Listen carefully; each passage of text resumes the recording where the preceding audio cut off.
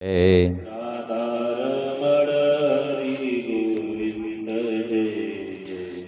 वृंदावन बिहारी लाल की, श्री राधा श्याम सुंदर भगवान की, श्री भागवत भगवान की, श्री सीताराम चंद्र भगवान की, श्री हनुमान जी महाराज की जय, श्री सद्गुरुदेव भगवान की जय, श्री सुखदेव भगवान की जय, श्री व्यास भगवान की जय, श्री सद्गुरुदेव भगवान की जय, सब संतन की जय, सब भक्तन की जय, सब विप्रन की जय। जय श्री सीताराम, जय श्री राधे श्याम।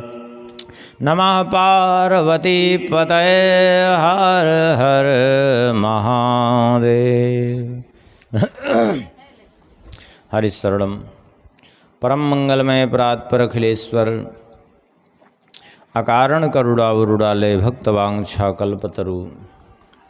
भगवान की महती कृपा करुणा से पूर्व प्रसंग में श्रवण कर रहे थे श्रीमद् भागवत जी के अंतर्गत भगवान की बाल लीलाएं।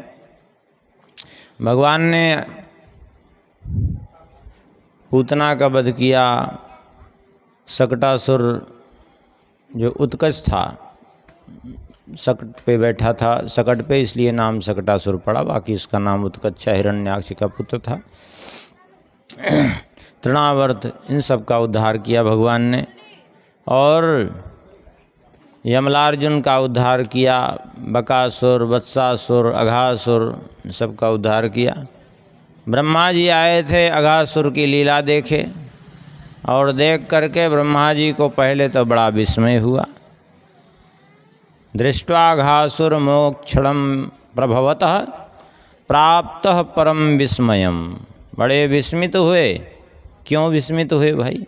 अरे भगवान थे, भगवान की लीला देखकर क्या विस्मय? भले इसलिए विस्मित हुए क्योंकि जो है ब्रह्मा जी ने विचार किया कि वैसे भगवान की लीला देखी जाती है, भगवान चाहे जितना अपराधी हो उसको मार करके उसका उद्धार कर देते हैं, लेकिन ये तो भक्ता अपराधी था, और भक्ता का अपराध भगवान कभी क्षमा नहीं करते, फिर भी यहाँ मुक्त हो गया। ये देख करके विस्मित हुए, क्योंकि इसने पूर्व जन्म में अष्टावक्र जी का तिरस्कार किया था, इसलिए श्रापित होकर के अजगर बना था।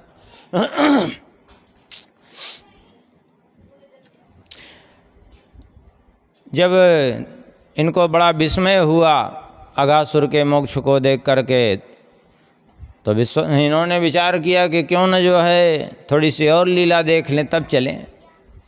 और इसके बाद लीला कुछ ऐसी हुई कि वो विस्मय भ्रम में बदल गया। हुआ यह कि भगवान गए, ग्वाल वालों के साथ बैठ करके भोजन करने लगे। बीच में बैठ गए श्री कृष्ण, चारों ओर से ग्वाल वाल सब अपने घर से जो जो ले आए थे सब निकाले, भगवान भी जो ले आए थे अपने घर से निकाले, सब साथ बैठ करके ग्रहण करने लगे। देख करके ब्रह्मा जी को मोह हो गया। अरे कैसे भगवान, जिनको इतना भी वो नहीं है, ग्वाल वालों के साथ बैठ करके भोजन कर रहे हैं, ये तो सब झूठा हो गया। ये कहीं ऐसा तो नहीं है कि हमें भ्रम हो रहा है कि हम भगवान को पहचानने में गलती कर रहे हैं? ये भगवान है कि नहीं है क्या पता, तो परीक्षा ले ली जाए, ऐसा निश्चय करके ब्रह्मा जी ने क्या किया?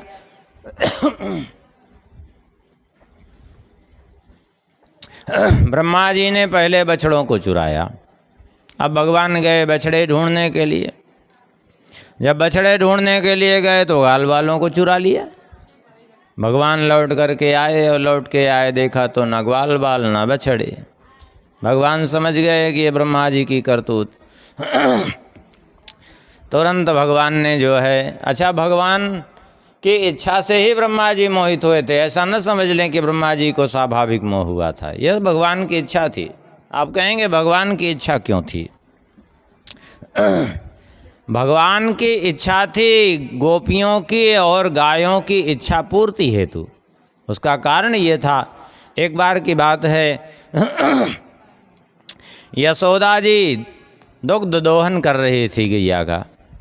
श्री कृष्ण पहुँच गए, इनको देख करके गैया एकदम और पिन्हाती जा रही थी, वात्सल्य उमड़ा पड़ रहा था उसका। बाल्टी भर गई। यशोदा जी ने कहा बड़ी विचित्र बात है, इतना दूध तो कभी नहीं देती थी गैया, ये आवाज़ बाल्टी भर जाने के बाद भी अभी भी दूध निकल रहा है, खूब बहुत ज़्यादा दूध अभी लग रहा है। कन्हैया ने कहा कि मैया कहो तो थोड़ा मैं मुंह लगा के पी लूँ। अरे बोले मार देगी गैया तो। अरे बोले मुँह को गैया बिल्कुल न मारी, चिंता मत करो। यशोदा जी रोकती रही, तब तक कन्हैया ने क्या किया, वो गैया के थन में मुंह लगाया जैसे बछड़े मुंह लगाते हैं, पीना चालू किया। अब तो गैया एकदम बड़ी प्रसन्न हुई इनके मुंह लगाने से। अब वहाँ जितनी गैया दूर से देख रही थी अगल बगल, वो सब देख करके सोचने लगी कि इस गैया का कैसा सौभाग्य है कि स्वयं भगवान इसका दुग्ध पी रहे हैं, हम ही को ये सौभाग्य नहीं प्राप्त हो पा रहा है, हम ही दुर्भागी हैं, कब हमको ये सौभाग्य देंगे। तो भगवान ने उनको सौभाग्य देने के लिए निश्चय किया कि भगवान ने, तो इसलिए ग्वाल बछड़ों को चुराया ब्रह्मा जी ने कि भगवान बछड़े रूप धारण करके उनकी इच्छा पूर्ति कर सके। और जो गोपियाँ भगवान को यशोदा जी का दुग्ध पान करते देखती तो उनको भी इच्छा होती कि हमें ये सौभाग्य नहीं प्राप्त हो रहा है, हमें कब सौभाग्य प्राप्त हो कि हम भी इनको दुग्ध पिलावें। तो इसलिए जो है भगवान की इच्छा हुई कि इन सब की इच्छा पूर्ति करनी चाहिए, तो इसलिए ग्वाल वालों को चुराया। अब भगवान आए, जब दोनों ही नहीं थे तो भगवान ने क्या किया, यावत वत्सपवत्स काल्पक वपुर यावत् करांघ्राधिकम यावद्यष्टि विषाण वेणुदलस्य यावद् विभूषाम्बरम यावत् शील गुणा विदाकृतिवयो यावद् विहारादिकम सर्वं विष्णुमयं गिरोंगवदजा सर्वस्वरूपो बभू। जितने बछड़े भगवान उतने बछड़े रूप धारण कर लिए, जितने ग्वाल उतने ग्वाल रूप धारण कर लिए। और बड़ी विचित्र बात कहते हैं, कैसे रूप धारण किए, बोले जैसे जिसका स्वरूप था वैसा ही स्वरूप, यावत करांघ्रादिकम, जैसे जिसके हाथ पांव थे वैसे ही हाथ पांव। हाँ, इतनी बड़ी जनसंख्या है लेकिन एक व्यक्ति का अंगूठा दूसरे से कभी मेल नहीं खाता। अभी आप मशीन पे अपना अंगूठा लगाइए तो आपका आधार कार्ड झट से मशीन में आ जाएगा, कंप्यूटर दिखाने लगेगा आपका आधार कार्ड, आपका पूरा परिचय दे देगा वो, लेकिन दूसरे का नहीं आएगा। लेकिन भगवान ने ऐसा स्वरूप बनाया, यावत करांघ्रादिकम, जैसे जिसके हाथ पाए। कोई अगर उस दिन समय अंगूठे का चिन्ह भी लगवाता तो उसी का चिन्ह आता जो भगवान ने रूप धारण किया था, बिल्कुल वही, कोई अंतर नहीं, लेस मात्र अंतर नहीं। ये है भगवान की लीला। जैसे जिसकी चाल ढाल वैसे ही। इतना ही नहीं, यावद यष्टि विषाण वेणु दलसिक, जैसे जिसकी छड़ी, जैसे जिसकी वेणु, जैसे जिसका वस्त्रादि, यावद विभूषाम्बरम, जैसे जिसके वस्त्र आदि, जैसे जिसकी सिंगी बांसुरी, सब ज्यों के त्यों भगवान बने, कोई अंतर नहीं। और इतना ही नहीं, यावद विहारादिकम, जैसे जिसके चलने फिरने का ढंग वैसा ही चलने फिरने का ढंग। यावत शील गुणा विदाकृति वयो, जैसे जिसका शील, जैसे जिसका गुण, जैसे जिसकी आकृति, सब ज्यों कहते हो। ब्रह्मा जी तो चले गए ये सब करके, अब भगवान 1 वर्ष क्रीड़ा करते रहे। 1 वर्ष बाद लौट करके जब ब्रह्मा जी आए, यहाँ तक कि बलराम जी को भी नहीं पता चला, 4-5 दिन शेष रह गया था तब पता चला बलराम जी को ये सारा रहस्य। लौट करके ब्रह्मा जी आए 1 साल बाद, ब्रह्मा जी के हिसाब से तो एक त्रुटि मात्र का समय बीता था अभी मात्र। लौट करके जब ब्रह्मा जी आए देखा तो आश्चर्य में पड़ गए, ये ग्वाल बाल बछड़े तो सब यहीं हैं, हमने जो चुराए वो तो वहाँ देखा जहाँ चुरा के रखा था तो वहाँ भी वो सब मायामयी सैया पर। अब ब्रह्मा जी बड़े विस्मित हुए, ये समझ में बात नहीं आ रही कि जो हमने चुराए हैं वो असली ग्वाल बाल हैं कि ये जो यहाँ क्रीड़ा कर रहे हैं वो ग्वाल बाल असली हैं, जो हम बछड़ों को चुराए हैं वो वास्तविक असली बछड़े हैं कि ये असली बछड़े हैं। अब ब्रह्मा जी भी विस्मय में पड़े, ये कैसी समस्या, असली नकली के चक्कर में दोनों तो एक जैसे दिख रहे हैं, इसमें असली कौन कौन नकली। ब्रह्मा जी भी विस्मय में पड़े। अंत में ब्रह्मा जी को कुछ समझ में नहीं आया, नेत्र बंद करके भगवान का स्मरण किया। और जब नेत्र बंद करके भगवान का स्मरण किया, प्रभु अब आप ही कुछ मार्ग दिखाइए, और फिर देखा तो जितने ग्वाल बाल बछड़े सब चतुर्भुज स्वरूप में दिखने लगे। ब्रह्मा जी अपने हंस से कूद पड़े, कूद करके भगवान की स्तुति की, 40 श्लोकों में स्तुति की। ब्रह्मा जी कहते हैं, हे प्रभु आपने ये जो स्वरूप दिखाया है, अस्यापि देव वपुषो मदनुग्रहाय स्वेच्छामयस्य न तु भूतमयस्य कोपि नेसे महित्ववसितुं मनसान्तरेण साक्षात् तवैव किमुतात्मसुखानुभूते। हे नाथ, ये जो आपने स्वरूप धारण किया है, अस्यापि देव वपुषो मदनुग्रहाय, मुझ पर अनुग्रह करने के लिए जो आपने स्वरूप दिखाया है, ये कैसा स्वरूप है? अर्थात भगवान जो अवतार काल में रूप धारण करते हैं वो कैसा रूप रहता है? बोले स्वेच्छा मयस्य, अपनी इच्छा से, न तो भूतमयस्य कोपि, ये कोई पांच भौतिक देह नहीं रहता भगवान का, इच्छा में देह रहता है। महाभारत में एक जगह लिखा है, भगवान के देह को पांच भौतिक मानना भी नहीं चाहिए। न भूत संघ संस्थानो देवस्य परमात्मना यो वेत्ति भौतिकम देहम कृष्णस्य परमात्मना। परमात्मा भगवान श्री कृष्ण का देह पंचभूतों का रचित नहीं है, पंचभूत पदार्थ का बना हुआ नहीं है। हम जैसे लोगों का, जैसे पृथ्वी, जल, वायु, अग्नि, आकाश, इनसे बना हुआ, ऐसा नहीं है। फिर कैसा है? बोले स्वेच्छा मयस्य, इच्छा में देह है, न तो भूतमयस्य।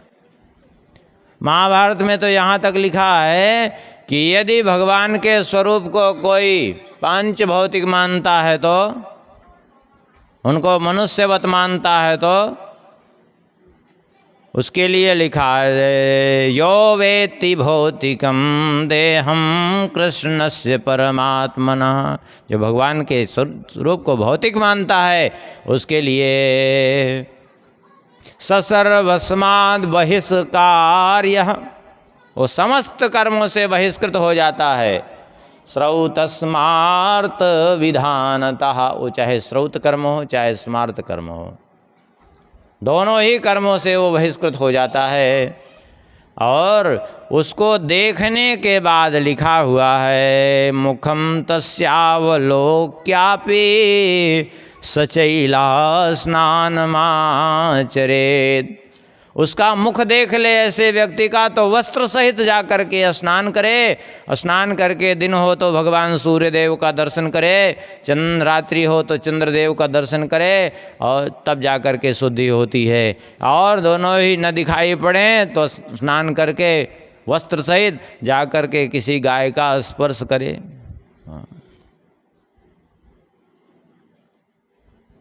गाय मतलब वो देसी गाय, ये जर्सी मतलब समझ लीजिएगा, वो उसको गाय नहीं कहा जाता। वो तो यहाँ यही बात कह रहे हैं कि आपका देह कोई भौतिक देह नहीं है, आपका दिव्य देह है। हे प्रभु, हमसे बड़ा अपराध हुआ, हमने आपकी परीक्षा लेनी चाहिए। आपसे भक्तों का वियोग कराया, हमें क्षमा कर दीजिए। क्यों क्षमा कर दें? बहुत बढ़िया बात कहते हैं श्री ब्रह्मा जी, हे प्रभु उच्छेपणम गर्भगतस्य पादयो किम कल्पते मातुरधोक्षजागसे किमस्ति नास्ति व्यपदेशभूषितं तवास्ति कुक्षे कियदप्यनन्तः। छोटा सा गर्भस्थ शिशु गर्भ में रहता है, बालक, जिस समय बालक गर्भ में रहता है, उच्छेपणम गर्भगतस्य पादयोः, वो गर्भस्थ शिशु गर्भ में अपने हाथ पांव हिलाता है। अब जब हाथ पांव हिलाता है तो उसके हाथ पांव हिलाने से माँ को पीड़ा होती है पेट में, लेकिन फिर भी माँ उससे कभी कुपित नहीं होती, उस बालक को कभी दंडित नहीं करती। इसी प्रकार हे प्रभु, हम भी तो आपके गर्भस्थ शिशु ही हैं, आप ही के नाभि कमल से हमारा भी जन्म हुआ है, तो अपना गर्भस्थ शिशु ही मान करके हमें क्षमा कर दीजिए। धन्य तो हैं ये वृंदावनवासी, अहो भाग्यम नंद गोप ब्रजौकसाम। ये नंद गोप ब्रज के ब्रज में रहने वाले ये जो ब्रजवासी हैं, ये गोप बालक हैं, निश्चय ही धन्याति धन्य हैं। क्यों धन्य हैं? क्योंकि यन्मित्रम परमानंदम पूर्ण ब्रह्म सनातनम, क्योंकि जिसके मित्र के रूप में परमानंद पूर्ण ब्रह्म सनातन भगवान प्राप्त हुए हैं, उससे बढ़कर के सौभाग्य दूसरे किसका हो सकता है। हे नाथ, एक हमारी प्रार्थना है हमारी, आप कृपा करके स्वीकार कर लीजिए। क्या प्रार्थना है? भगवान कुछ उत्तर नहीं दे रहे हैं, बस चुपचाप सुनते जा रहे हैं और ब्रह्मा जी बोलते जा रहे हैं। ब्रह्मा जी ने कहा, हम चाहते हैं हे प्रभु तद्भूरि भाग्यमि जन्म किमप्यटव्याम यद्गोकुलेऽपि कतमाङ्घ्रिरजोऽभिषेकं यज्जीवितं तु निखिलं भगवान् मुकुन्द त्वद्यापि यत्परपदरजः श्रुतिमृग्यमेव। हे प्रभु, तद्भूरि भाग्यमिहि जन्म किमप्यटव्याम, हमारा परम सौभाग्य वो होगा कि आप इसी वृंदावन में कहीं हमें भी जन्म दे दीजिए, किसी रूप में आप जन्म दे दीजिए। क्या करोगे यहाँ जन्म प्राप्त करके? ब्रह्मा जी कहते हैं यहाँ जन्म लेने से हमारा बहुत बड़ा लाभ हो जाएगा। वो क्या है लाभ? बोले यद गोकुले पिकतमांघ्रिरजोभिषेकम, यहाँ रहेंगे तो इस गोकुल में कभी न कभी आपके चरणों की धूल हम पर पड़ जाएगी, आपके इन प्राण प्यारे भक्तों की चरण धूल हम पर पड़ जाएगी, हमारा जीवन धन्य हो जाएगा, हमारा जीवन कृतार्थ हो जाएगा। इसीलिए हम चाहते हैं इसी ब्रजमंडल में हमें कहीं जन्म दे दीजिए, किसी रूप में बना दीजिए। अरे ना सही प्राणी के रूप में, अरे कंकड़ पत्थर ही बना दीजिए, कुछ भी बना दीजिए। और देख लीजिए आज भी ब्रह्मा जी हैं, इसलिए वहाँ किस रूप में? ब्रह्मांचल पर्वत के रूप में। बरसाना जो लोग गए होंगे, बरसाना में जो पर्वत है ब्रह्मांचल पर्वत नाम है उसका, वो कौन है? ब्रह्मा जी ही हैं उस रूप में। और देखिए अभी भी वो ब्रह्मांचल पर्वत को जाके कोई भी देख सकता है, स्पष्ट रूप से 4 शिखर हैं इसलिए। क्यों? क्योंकि ब्रह्मा जी के 4 मुख हैं, 4 शीश हैं, तो उस ब्रह्मांचल पर्वत के भी 4 शिखर हैं, दानगढ़, मानगढ़, बिलासगढ़ और मोरकुटी। चारों शिखर अलग अलग स्पष्ट रूप से दिखाई पड़ते हैं आज भी। नंदगांव में जो पर्वत है वो कौन है? भगवान शिव जी स्वयं नंदीश्वर पर्वत के रूप में, और गोवर्धन के रूप में तो भगवान विष्णु है ही। वो तो भगवान विष्णु के वक्षस्थल से प्रादुर्भाव ही हुआ। भगवान ने स्वयं ही कहा भी है इस बात को, शैलोस्मि तिब्रुवन भूरि बलिमादद बृहद बपुः। शैलोस्मि, मैं ही गिरिराज हूँ, मैं ही गोवर्धन हूँ। स्वयं भगवान ने इस बात को कहा है। अब गोवर्धन की इतनी महिमा है, क्या कहना है।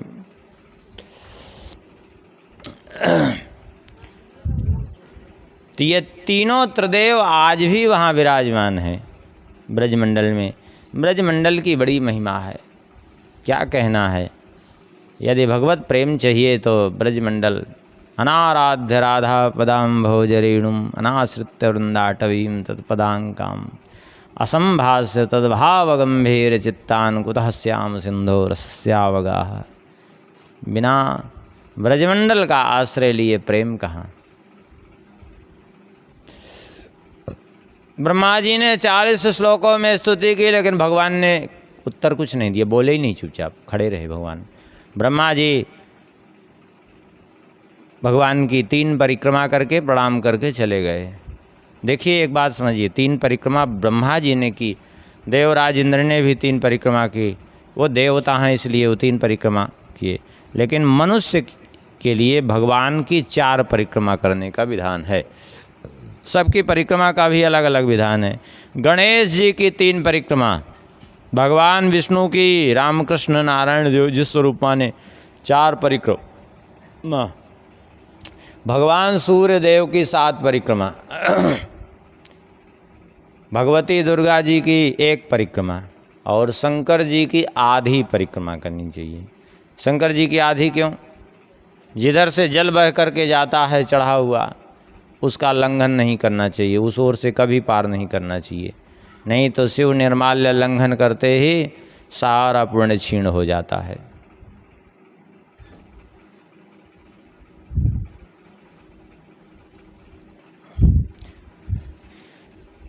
क्यों नहीं भगवान ने बात की इनसे? क्योंकि भक्तों का वियोग कराया था।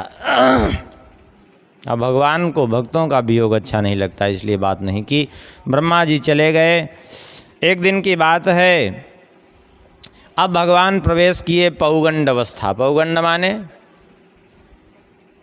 5 वर्ष तक की अवस्था को कौमार अवस्था कहते हैं, और जो 6वें वर्ष में पहुंच जाए तो 6वें वर्ष से 10वें वर्ष के बीच की अवस्था को पौगंड अवस्था कहते हैं। 10 साल के बाद जब 11वें वर्ष में प्रवेश कर जाए, 11वें वर्ष से 15वें वर्ष की अवस्था को किशोर अवस्था कहते हैं, और उसके बाद की अवस्था को युवा अवस्था कहते हैं। ये सब अलग अलग अवस्थाओं के भेद भी हैं। तो 6वें वर्ष में भगवान प्रवेश किए थे। एक दिन की बात है, श्री कृष्ण बलराम जी दोनों भैया गए, ग्वाल बालों के साथ गैया चराते हुए आगे बढ़े, तो कुछ ग्वाल बालों ने कहा, भैया श्री कृष्ण बलराम तुम तो बड़े बलवान हो दोनों ही, यहीं ये सामने जो वन है ना, इसको कहते हैं ताल वन। इसमें बड़े बड़े 5 के 5 ताड़ के वृक्ष लगे हैं, बहुत मीठे फल होते हैं, लेकिन दुर्भाग्य यह है कि किसी को प्राप्त नहीं है ये। क्यों? बोले इसलिए प्राप्त नहीं है कि इसमें एक धेनुकासुर रहता है गधे के रूप में। उसका अत्याचार इतना भयंकर है कि कोई वहाँ जा नहीं सकता। यदि उसका वध हो जाता तो ठीक रहता, फिर ये सबके लिए सुलभ हो जाते। भगवान ने कहा ठीक है, जैसी तुम्हारी इच्छा। श्री कृष्ण बलराम दोनों भैया पहुँचे, और बलराम जी ने जाकर एक पेड़ हिलाया तो कई फल गिरे, और उन फलों के गिरने की ध्वनि सुन करके वो आया धेनुकासुर, और गधे के रूप में रहता था। उसने पीछे से दुलत्ती मारी, क्योंकि गधों का स्वभाव होता है दुलत्ती मारने का। वो दुलत्ती मारते हैं, सहज स्वभाव होता है उनका। और जैसे ही उसने दुलत्ती मारी तो बलराम जी झट से पीछे हट गए। फिर दोबारा जब उसने दुलत्ती उठाई मारने के लिए तो बलराम जी ने उसका पीछे पांव पकड़ लिया, और पकड़ करके उसको उठाया और घुमाया चारों ओर। घुमाते घुमाते उसका प्राणांत हो गया। एक ताड़ के वृक्ष पर पटक दिया, उसका तो प्राणांत हुआ ही, उससे टकरा करके एक वृक्ष, फिर दूसरे से टकरा कर तीसरे, ऐसे कई वृक्ष गिरे ताड़ के। अब तो उसके जितने परिवार वाले थे सभी गधे के रूप में सभी आने लगे और सभी वही दुलत्ती का प्रयोग करते। दोनों भाइयों ने सबको मारा। एक गधों का स्वभाव होता है, उसमें किसी का दोष नहीं है। अब वो किसी आदमी का स्वभाव हो बात अलग है, लेकिन ये स्वभाव गधे का होता है। एक बार एक विनोद की बात है, एक बार एक धोबी था, उसके पास गधा था। अब वो गधा लिए चला जा रहा था तो एक विद्यालय था, और वो विद्यालय में जो है अध्यापक थे और वो पढ़ा रहे थे। तो वो डांट रहे थे विद्यार्थियों को, बोले तुम्हारे जैसे न जाने कितने गधों को हमने डीएम एसडीएम कलेक्टर बना दिया पढ़ा करके। वो बेचारा वो धोबी, उसने सोचा कि हम इतने गरीब हैं, चलो कुछ हो शायद बन जाए। वो सीधा वो गधा को लेके चला गया अध्यापक के पास, बोले ये लो, ये हमारे गधे को थोड़ा कुछ बना दीजिए, पढ़ा लिखा के कुछ डीएम कलेक्टर बन जाता, हमारी भी गरीबी दूर हो जाती। अब वो तो सुन करके अध्यापक पहले तो सन्न रह गया, फिर देखा कि ये अच्छा अवसर है पैसा कमाने का, लालच आ गया उसको। उसने कहा पैसा लगेगा, बन जाएगा। और उसके बाद वो गधे को ले लिया, गधे को बेच दिया उसने, और कह दिया कि भेज दिए हैं लंदन पढ़ने के लिए गधे को। हाँ, अब वो आएगा तो बनेगा। और ऐसे टालता रहा, बहुत दिन उससे पैसा लेता रहा। बाद में बीत गया कई साल, तो एक दिन गया, वो कहा कि अरे वो कब बनेगा हमारा गधा, क्या बन के आया, कब आएगा? अरे बोले बनने को क्या, वो बन गया क्या? कि ये क्या बन गया? बोले मुजफ्फरपुर का डीएम बन गया है वो। अब वो पहुँचा, वो डीएम कार्यालय वो मुजफ्फरपुर। अब वो नीचे से ऊपर तक देखे डीएम को। डीएम ने कहा भाई क्या बात है, क्यों, किस कारण से आए हो, क्या काम है? अरे उसने कहा मुझे नहीं पहचाना, तुम मेरे वही गधे हो जिसको मैंने पढ़ा लिखा करके डीएम बना दिया। अब वो तो क्रोध में आया, उसने मारा लात डीएम ने। वो कहा सब तो तुम्हारी आदत ठीक हो गई, दुलत्ती वाली आदत अभी भी नहीं गई तुम्हारी, इतना पढ़ाने के बाद भी। ये विनोद की बात है। तो तात्पर्य ये है कि गधों का स्वभाव होता है। अच्छा, ये धेनुकासुर की बात आई। धेनुकासुर ये था कौन जो गधा बन गया? ये धेनुकासुर राजा बलि का पुत्र था। राजा बलि के 100 पुत्र, उनमें सबसे बड़ा है बाणासुर। बाणासुर से छोटे भी 99 पुत्र थे इसके। 100 पुत्र कुल थे राजा बलि के। उन्हीं में एक ये भी था जिसका नाम वैसे साहसिक था, राजा बलि का पुत्र था ये। और ये एक बार तिलोत्तमा अप्सरा को लेकर के ये गया दुर्वासा जी के आश्रम में। दुर्वासा जी समाधि में थे और वहाँ जा कर के ये विहार करने लगा। और समाधि भंग हो गई वहाँ इनकी, दुर्वासा जी की। और जब समाधि भंग हो गई तो इन दोनों को देख लिया दुर्वासा जी ने। बस कुपित हो गए दुर्वासा जी और इसको श्राप दे दिया, अरे मूर्ख, गधे के समान यहाँ आकर विहार करता है, जा गधा ही हो जा तू। तो ये गधा हो गया था। और तिलोत्तमा को भी श्राप दिया था, तू अप्सरा होकर के राक्षसी पूर्ण बर्ताव है, जा तेरा जन्म भी राक्षस कुल में होगा। तो वो बाणासुर की पुत्री बनी उषा। यद्यपि उषा में भारती का भी अंश था, तिलोत्तमा का भी अंश था, दोनों ही का मिश्रित स्वरूप था। इस प्रकार धेनुकासुर का उद्धार किया है। और एक दिन की बात है, भगवान श्री कृष्ण बलराम गए ग्वाल बाल बछड़ों को साथ में लिए, गर्मी का महीना था, चले गए यमुना जी के तट पर। जब पहुँचे, सब गैया भागती हुई आगे जा रही थी, ग्वाल बाल भी प्यास से विकल थे, सब ने जाके यमुना जी का जल पी लिया काली दह के सामने। और जैसे ही जल पिया, जितने ग्वाल बाल बछड़े गैया सब मर गए तुरंत उसी क्षण। जल पीते ही मृत्यु को प्राप्त हो गए, क्योंकि जल इतना ज़्यादा विषैला था। भगवान ने देखा ये तो बड़ी विचित्र बात है, भगवान से तो कुछ नहीं छुपा है, वो सब जान गए।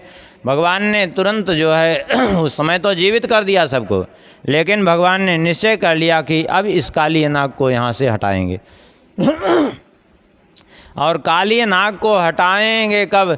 भगवान ने निश्चय किया कि अब इसको उस दिन हटाना चाहिए जिस दिन बलराम जी गैया चराने के लिए ना आवें। आप कहेंगे बलराम जी क्यों न रहें, ऐसा क्यों सोचे भगवान? इसलिए कि बलराम जी शेष जी के अवतार हैं, शेषावतार हैं, और शेष जी के छोटे भाई हैं काली नाग। कद्रू के 100 पुत्र हुए, 1000 पुत्र हुए थे, उनमें सबसे बड़े थे शेष जी और उनसे छोटे वासुकी। ये दोनों ही 1000 फन वाले हुए, और बाकी उनसे छोटे बहुत हुए, 1000 की संख्या में इनके पुत्र हुए थे। उसी में काली भी था, तक्षक, बहुत से थे उसमें। शंखचूड़, धनंजय, बहुत बड़े बड़े सर्प थे, 100 150 500 मुख वाले। ये भी 101 मुख का था काली भी। तो भगवान ने सोचा कि शेष जी के अवतार हैं, इन्हीं के सामने इनके भाई को मारना उचित नहीं है, दंड देना, इसलिए ये ना आते तो ठीक रहता, इसलिए कुछ प्रतीक्षा कर लेनी चाहिए। एक दिन संयोग से भगवान को वो अवसर मिल ही गया। कैसे मिला? बलराम जी का जन्म दिवस पड़ गया। अब जब जन्म दिवस पड़ा तो ये जाने के लिए तैयार थे गैया चराने को, तब तक रोहिणी जी, यशोदा जी ने रोक लिया। बोले तुम नहीं जा सकते आज। बोले क्यों नहीं जा सकते?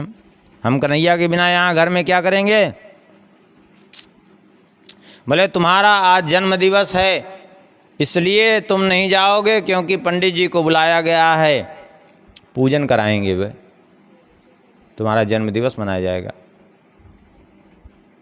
नहीं जाने दिया।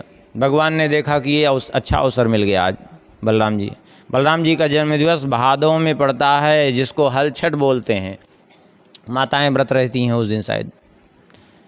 उसी हलछठ के दिन बलराम जी का जन्म दिवस पड़ता है।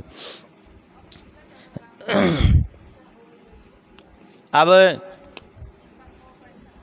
एक बात और भी कह देंगे यहाँ। जन्म दिवस आज भी लोग मनाते हैं खूब, उस समय भी मनाते थे। ठीक है, मनाते हैं, बहुत अच्छी बात है। हम मनाने का न तो आपको मना कर रहे हैं कि न मत मनाइए, ऐसा नहीं कह रहे हैं। आप मनाइए, खूब बड़े प्रेम से मनाइए, लेकिन आजकल जो जन्म दिवस मनाने की परंपरा जो बिगड़ गई है, ये बहुत अनुचित परंपरा है, और इस परंपरा को आप लोग हटाइए। आप लोग जन्म दिवस मनाते हैं बच्चों का? मनाते हैं। देखिए, आजकल जन्म दिवस मनाते हैं, क्या करते हैं लोग जानते हैं?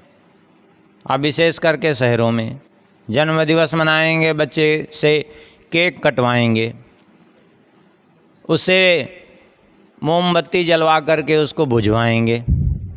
करते हैं यही ना?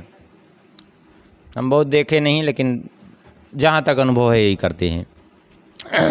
लेकिन क्या यह परंपरा उचित है? क्या मनाते हैं को तो मना लेते हैं पाश्चात्य सभ्यता का अनुकरण करके, लेकिन इसका दुष्परिणाम कितना बड़ा होता है, इसका कभी विचार किया किसी ने? आप कहेंगे इसका दुष्परिणाम, हाँ होता है दुष्परिणाम। ऐसे अशास्त्रीय कृत्य करने से इसका कितना बड़ा दुष्परिणाम होता है, अब सुन लीजिए। हमारे शास्त्रों में लिखा हुआ है, कुंभांड घातिनी या स्त्री दीप निर्वाण कह पुमान, सप्त जन्म भवेद रोगी दरिद्रो जन्म जन्मसु। जो स्त्री कोहड़ा काटती है, माताओं को इसीलिए कोहड़ा नहीं काटना चाहिए। इधर काटती हैं कि नहीं काटती हमें मालूम नहीं, हाँ नहीं काटती, बहुत जगह काटती हैं, लेकिन शास्त्रीय विधान यह है कि स्त्री मात्र को कोहड़ा नहीं काटना चाहिए। लिखा है शास्त्रों में, कुंभांड घातिनी या स्त्री, और दीप निर्वाण कह पुमान, दीपक बुझाने वाला पुरुष और कोहड़ा काटने वाली स्त्री, सप्त जन्म भवेद रोगी, 7 जन्म तक रोगी होते हैं, और दरिद्रो जन्म जन्मसु, जन्म जन्मांतर तक दरिद्र होते हैं। अब हम आपसे पूछते हैं, आप बच्चे से उसमें दीपक बुझवाते हैं कि नहीं बुझवाते? आजकल जो जन्म दिवस मनाते हैं उसमें दीपक बच्चे से फूंक मार करके दीपक बुझवा रहे हैं। तो आप उसको 7 जन्म के लिए हर साल उसको रोगी बना रहे हैं और जन्म जन्मांतर के लिए दरिद्र बना रहे हैं। आप बताइए, क्या ये परंपरा आप बच्चे के सुख के लिए कर रहे हैं कि उसको मुसीबत दे रहे हैं आप? बताइए। इसलिए ऐसी परंपरा मत निर्वाह करिए।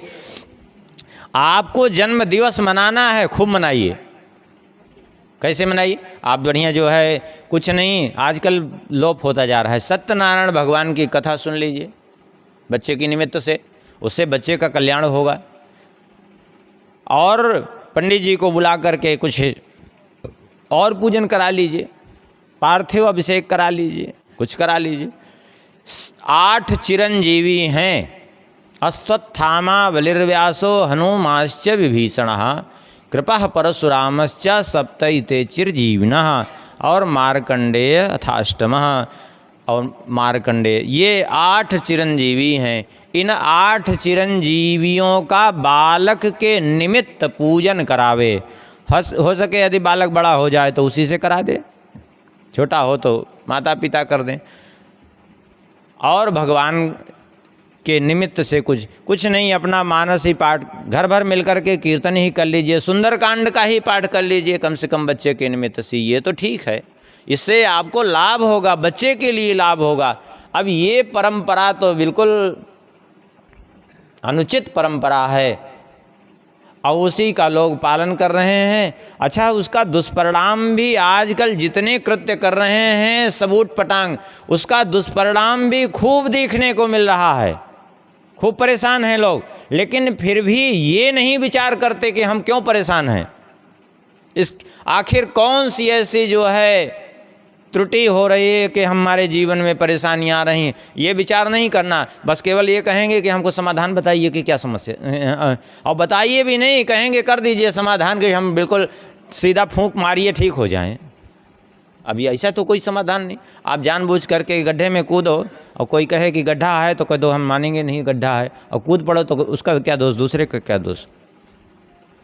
इसलिए हम आप लोगों से यही आग्रह करेंगे, आप मनाइए बच्चों का जन्म दिवस, कोई वो नहीं है। आप कुछ नहीं इस तरह से पूजन आदि करा लीजिए, कुछ नहीं, कुछ ब्राह्मणों को बुला करके भोजन करा दीजिए, नहीं तो कुछ नहीं, आप 9 कन्याओं को बुलाइए, 9 कन्याओं का पूजन कर दीजिए। 2 साल से 10 साल तक की कन्या, ऐसा नहीं कि 15 साल 20 साल की लड़की हो कह दो कि कन्या, ऐसा नहीं हम कह रहे हैं। 2 साल से 10 साल तक की कन्या का पूजन करने से देवी पूजन का ही फल प्राप्त होता है। अपना बालक से जो बुला करके अपना कन्या का पूजन करवा दीजिए बालक से, और बढ़िया कन्याओं का पूजन करेगा, उनको प्रणाम करेगा, आशीर्वाद प्राप्त होगा कि नहीं प्राप्त होगा। लेकिन इससे क्या मिलेगा? वो केक काटे, एक दूसरे को खिलाए, एक दूसरे का जूठा दीपक बुझाए, बेमतलब का, जिसका कोई मतलब नहीं है। इसलिए जो है इस अनुचित परंपरा से बचिए। विचार करिए, जो आप कृत्य कर रहे हैं विचार करिए कि क्या हम उचित कर रहे हैं। आजकल एक बड़ी समस्या खड़ी होती जा रही, जितनी निषेध चीज़ें हैं वो जो है विधि बन गई। जैसे आजकल खूब घर घर हवन होता है। अब घर घर हवन होता है किस चीज़ से करते हैं जानते हैं? वो आम की लकड़ी में। एक बात बता दें आपको, ध्यान से आज से सुन लीजिए, आम की लकड़ी हवन में सर्वथा निषेध है। अब आजकल आम को ही ढूंढ कर लोग ले आते हैं। आपको हवन की लकड़ी में प्रयोग करना है, पीपर है, पाकर है, बरगद है, बेल है, समी है, ये सब चीज़ें ले आइए, हवन की लकड़ी में प्रयोग करिए। अगर ये नहीं मिलती तो कोई भी कटीला वृक्ष छोड़कर, कटीला वृक्ष में बेल और समी की लकड़ी चल जाती है, कटीले वृक्ष में बेल और समी की लकड़ी हवन में चल जाती है, बाकी किसी बबूल सबूल की लकड़ी नहीं चलती। बाकी किसी निषिद्ध वृक्ष को छोड़ करके बाकी किसी में उपयोग कर लीजिए, लेकिन आम तो बिल्कुल मत करिए। लेकिन आज वही विधि बना लिए हैं।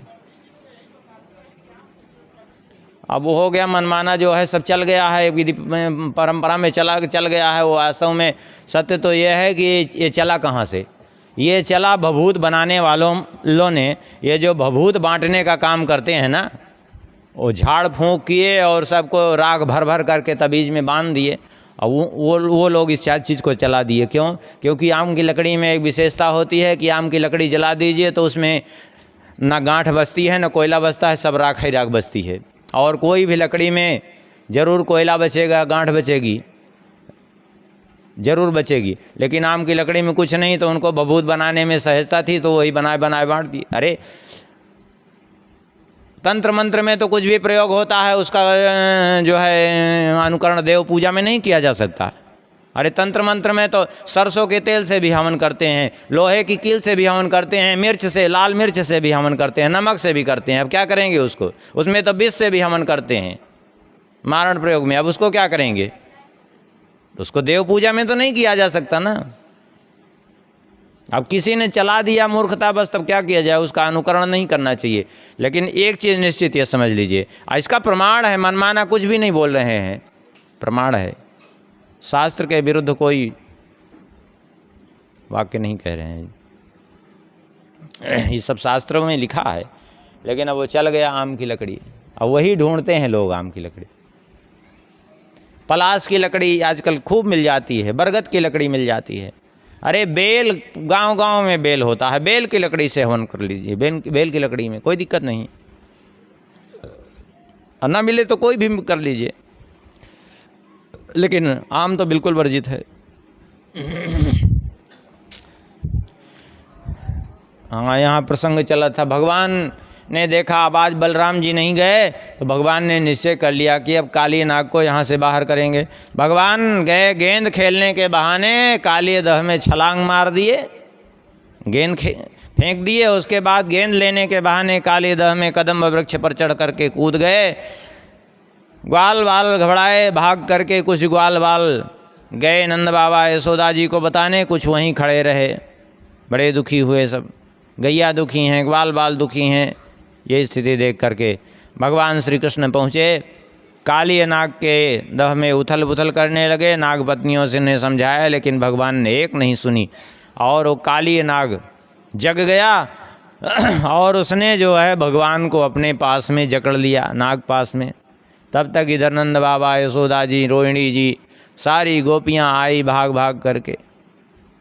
अब वहाँ देखा तो अद्भुत स्थिति, नाग पास में जकड़े हुए देख करके सब कूदने लगे यमुना जी में। बलराम जी ने सबको रोका, बोले चिंता मत करो। भगवान चाहते तो नहीं थे बलराम जी आवें, लेकिन वो वैसी विचित्र स्थिति हो गई कि पहुँच ही गए। बलराम जी ने कहा घबराने की ज़रूरत नहीं है, ये काली नाग कुछ नहीं कर सकता। कन्हैया का तुम इनके प्रभाव से भी नहीं जानते हो, तुम इनके प्रभाव से परिचित नहीं हो, ये कोई सामान्य बालक नहीं है। क्या भूल गए पूतना को कैसे 6 दिन की अवस्था में मारा, तृणावर्त को मार डाला, सकट पलट दिया, वृक्षों को उखाड़ के फेंक दिया, ये सब भूल गए इनके प्रभाव को। वत्सासुर को मारा, अघासुर को मारा, बकासुर को मारा, कितने राक्षसों को मारा, क्या इनके प्रभाव को आप लोग भूल गए हैं? चिंता मत करिए।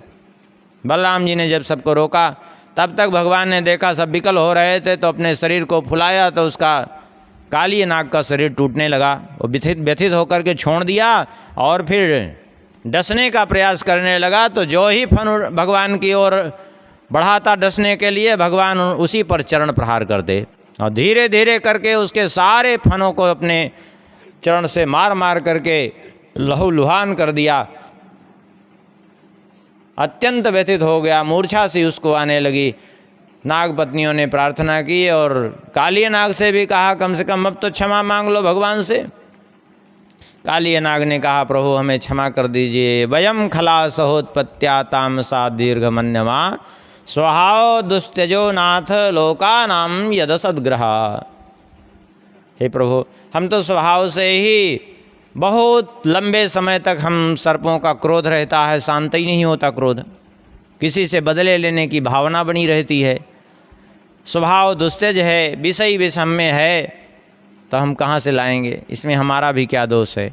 भगवान ने कहा ठीक है तुम मानते हो, हम ही ने तुम्हें बनाया है विष। लेकिन इसका मतलब ये नहीं कि हमने विष दिया है तुमको, लेकिन रहने के लिए तुम्हारे स्थान भी दिया है, रमणक द्वीप, क्यों वहाँ से छोड़ के चले आए?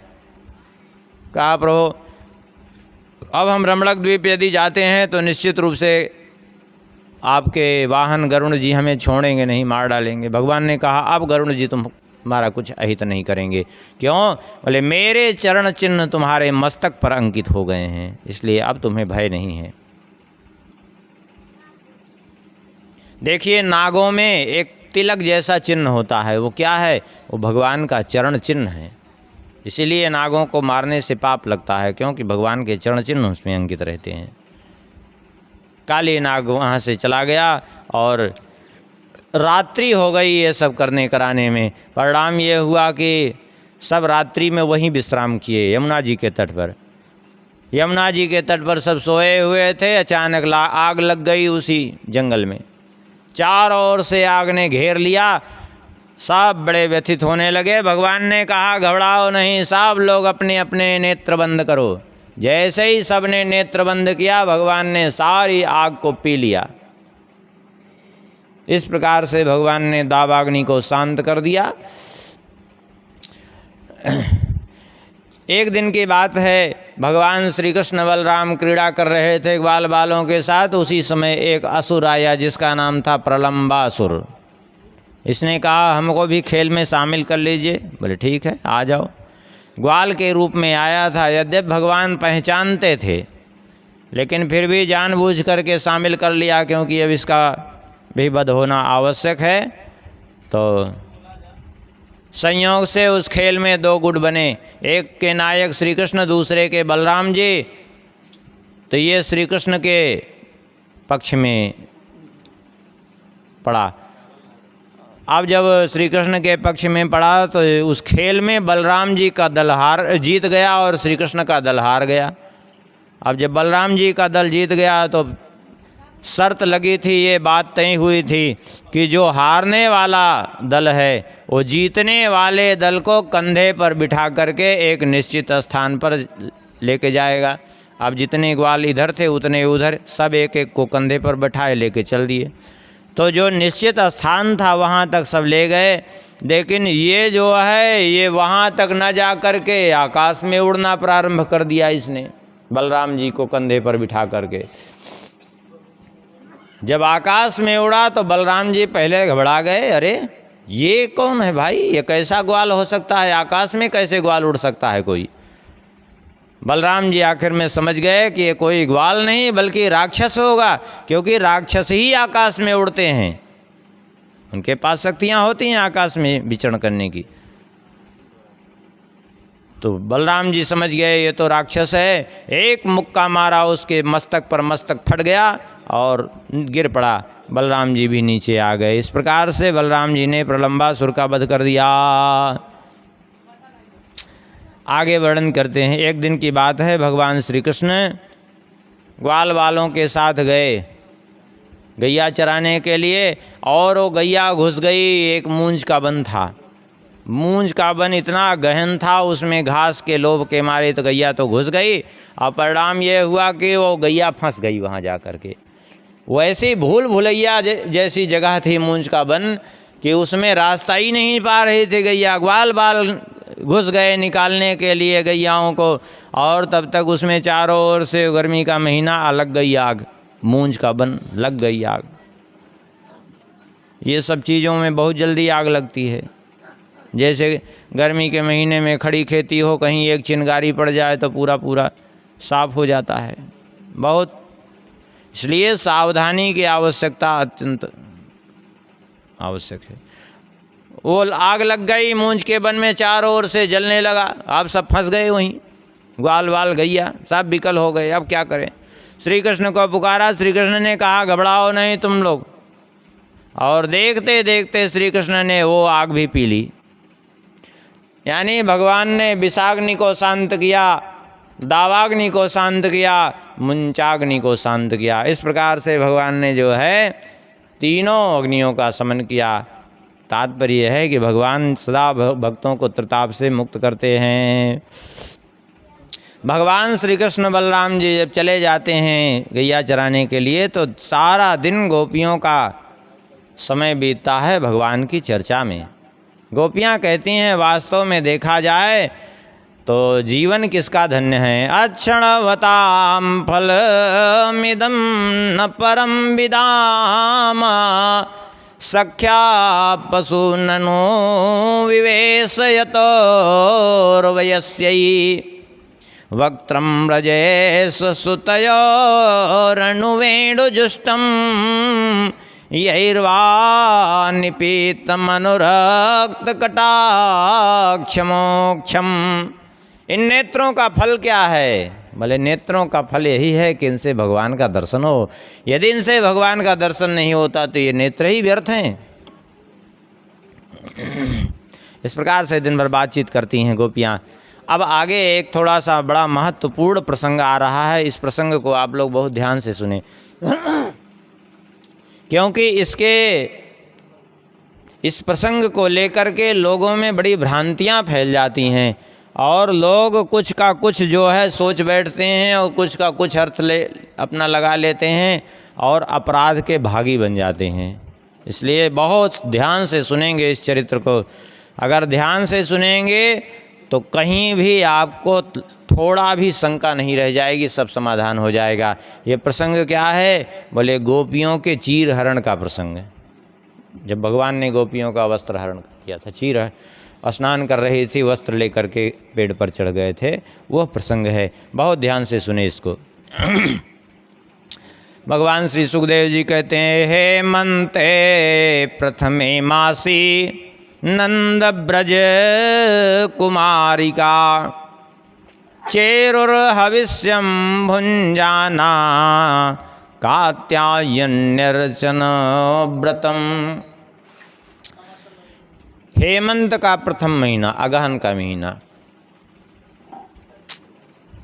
अगहन का महीना था और ब्रज की कुमारिकाएं। अब ये कुमारिका शब्द ध्यान रखिए, इसकी व्याख्या बाद में करेंगे, पहले चरित्र सुना देते हैं। ब्रजमंडल की कुमारिकाएं, बालिकाएं भगवती कात्यायनी जी की आराधना करने लगी। कैसे? हविष्यान्न ग्रहण कर लेती, महीने भर की पूजा में लग गई। प्रातः काल उठ करके सब साथ साथ जाती, सूर्योदय से पूर्व जा कर के यमुना जी में स्नान करती साथ साथ, और फिर कृत्वा प्रतिकृतिम देवीम आनरचुर नृपसैकतीम। भगवती कात्यायनी देवी की मिट्टी की प्रतिमा बना करके उनका पूजन करती। सब जो भी पत्र पुष्प आदि मिलते उनसे पूजन करती और उनसे एक प्रार्थना करती। क्या?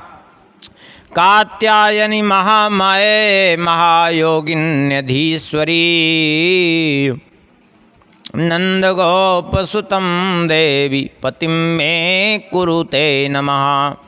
हे भगवती कात्यायनी देवी, हे महामाये, हे महायोगिन्यधीश्वरी, ऐसी कृपा कर दीजिए कि नंद नंदन श्याम सुंदर हमें पति रूप में प्राप्त हो जाएं। ये प्रार्थना थी उनकी। और ये प्रार्थना उनकी इतनी सिद्ध हो गई कि अभी भी किसी लड़की का विवाह ना हो रहा हो, इसका यदि जप करे तो उसका विवाह हो जाता है। इतनी सिद्ध प्रार्थना उनकी हो गई, आज भी वो कारगर है। तो एक महीने तक उन बालिकाओं ने, गोपियों ने आराधना की भगवती की।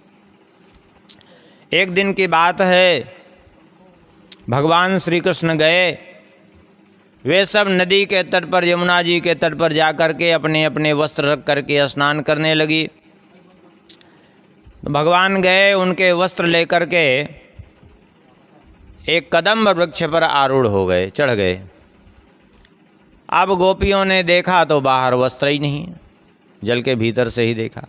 बड़ी दुखी हुई, ये वस्त्र कहाँ हमारे चले गए, कौन ले गया? तो देखा तो पेड़ पर श्याम सुंदर को बैठे देखा, तो कहने लगी हमारे वस्त्र तो दे दो। हमसे क्यों इस प्रकार परिहास कर रहे हो? तो भगवान ने कहा, अत्रागत्या बला कामम स्वम वासः प्रगृह्यताम सत्यम ब्रह्माणिनो नर्मो यद यूयम व्रत करसिता। यहीं आकर के अपने अपने वस्त्र लेकर के तुम लोग जाओ। उन्होंने कहा, हम कैसे आवें? क्यों? अरे जैसे गई हो ऐसे आओ। अरे बोले, समस्या यह है कि हम यहाँ जल में स्नान कर रहे हैं, समस्या यह है कि हमने वस्त्र ही नहीं धारण किया है, वस्त्र तो उतार करके स्नान कर रही थी। भगवान ने कहा, ये तो तुमने बहुत बड़ा अपराध कर दिया। इससे क्या हुआ? बोले, वरुण देवता का अपमान हुआ, भगवान का अपमान हुआ और यमुना जी का अपमान हो गया तुम्हारे द्वारा। वस्त्रविहीन होकर के स्नान किया तुमने, ये उचित नहीं किया। फिर बाद में जो है आखिर में उन सब ने क्षमा मांगा, आगे कपड़े भी अपने अपने लिए धारण किए। अब इस प्रसंग को लेकर के बहुत तरह तरह की बातें लोग जो है कह देते हैं। अब इस प्रसंग को जरा समझें। ये गोपियाँ जिन्होंने भगवती कात्यायनी देवी की आराधना की और जो ये वस्त्र उतार करके स्नान करती थी, अब जरा ये इनके संबंध में विचार करिए।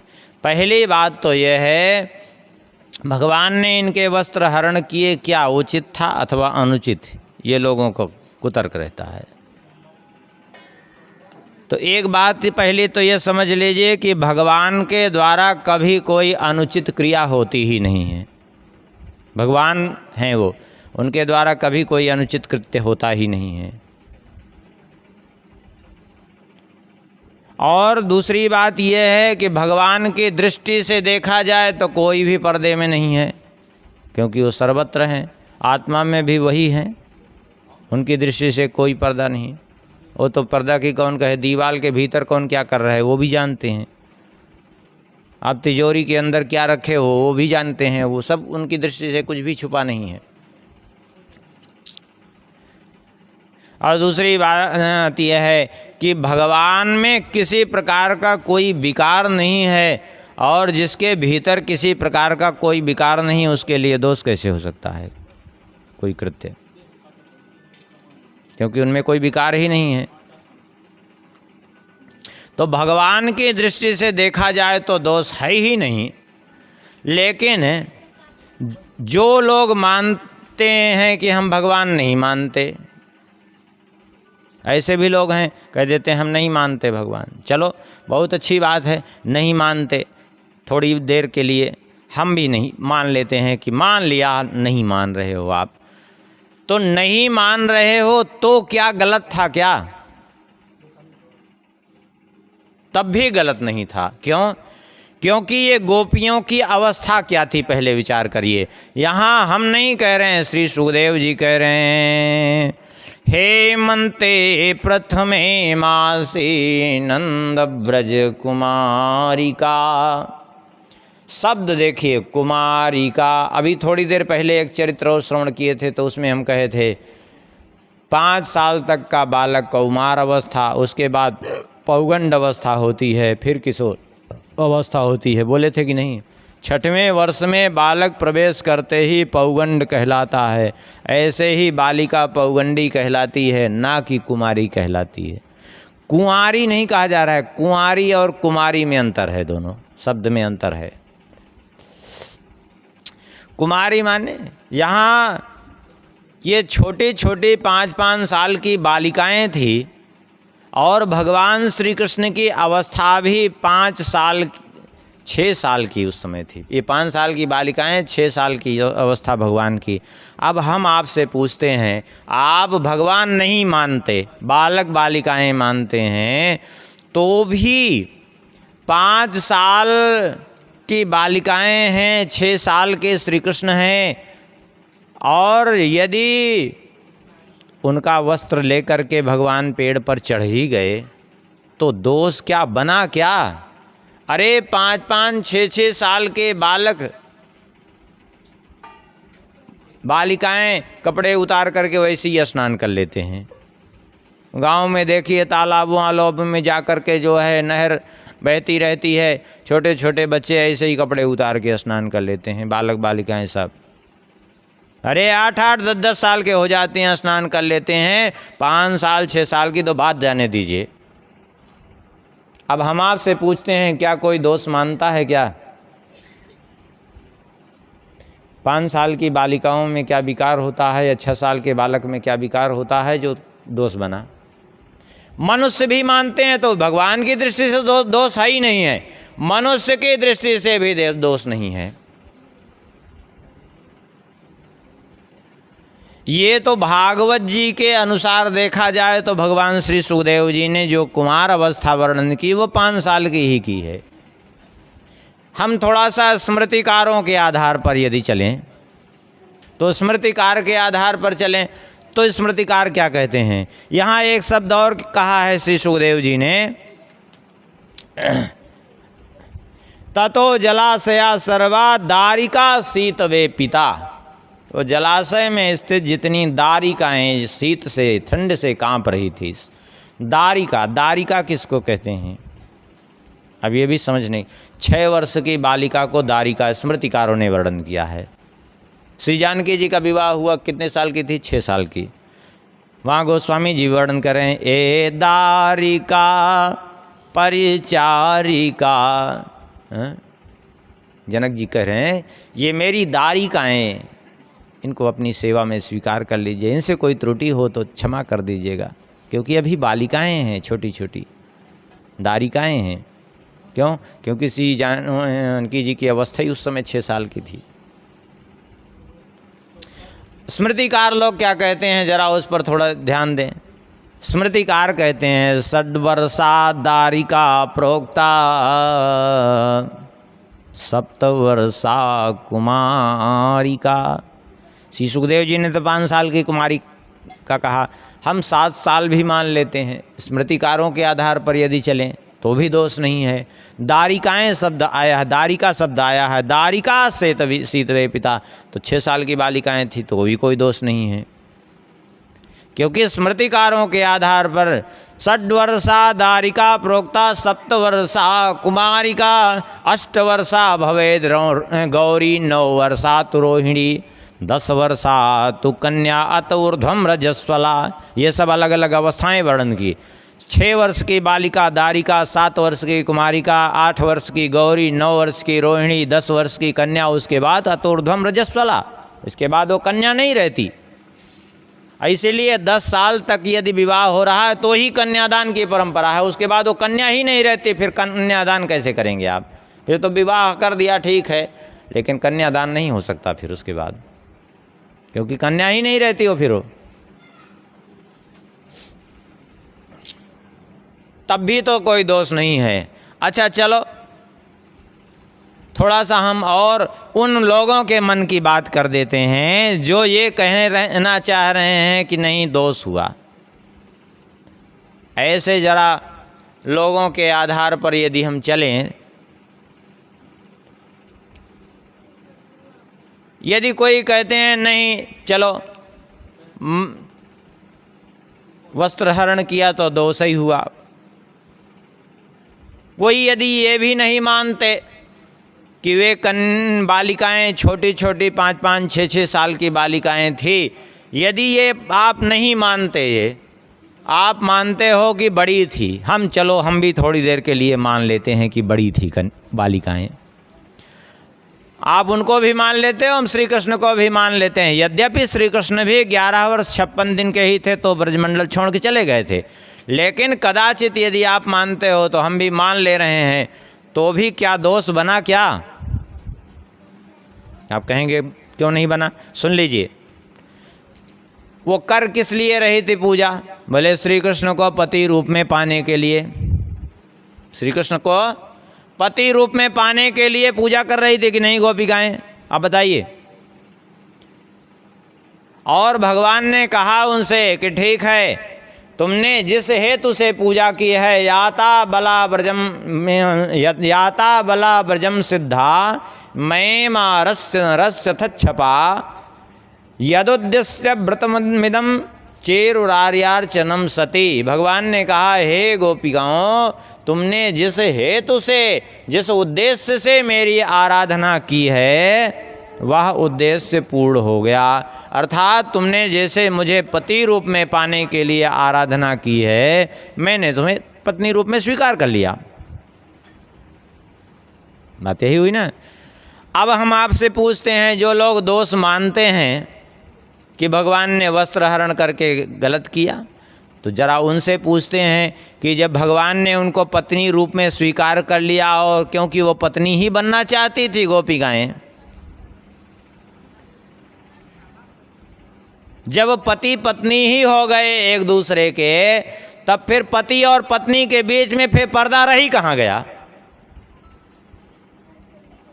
हाँ, फिर भी तो दोष नहीं है। जब पति पत्नी बन गए तो भी पति पत्नी के बीच में कहाँ पर्दा रह गया? फिर भी तो दोष नहीं है। तो बोले जो दोष दिख रहा है फिर वो क्यों दिख रहा है? वो क्यों, कैसे दिख रहा है? बोले दोष भगवान में नहीं, जो दोष देख रहे हैं उनकी खोपड़ी में दोष भरा हुआ है।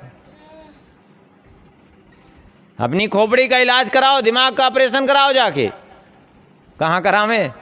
किसी न्यूरोसर्जन के पास। बोले किसी न्यूरोसर्जन के पास दवा नहीं है इसकी। क्यों? अरे वो न्यूरोसर्जन खुद उसका मरीज है, उसको खुद ही नहीं समझ में आती, वो दोषारोपण करता है, वो आपका क्या इलाज करेगा? तब फिर किसके पास इलाज कराने के लिए जावें? कौन करेगा इलाज इसका? भले इसका इलाज एक के पास है, सद्गुरु वैद्य वचन विश्वासा।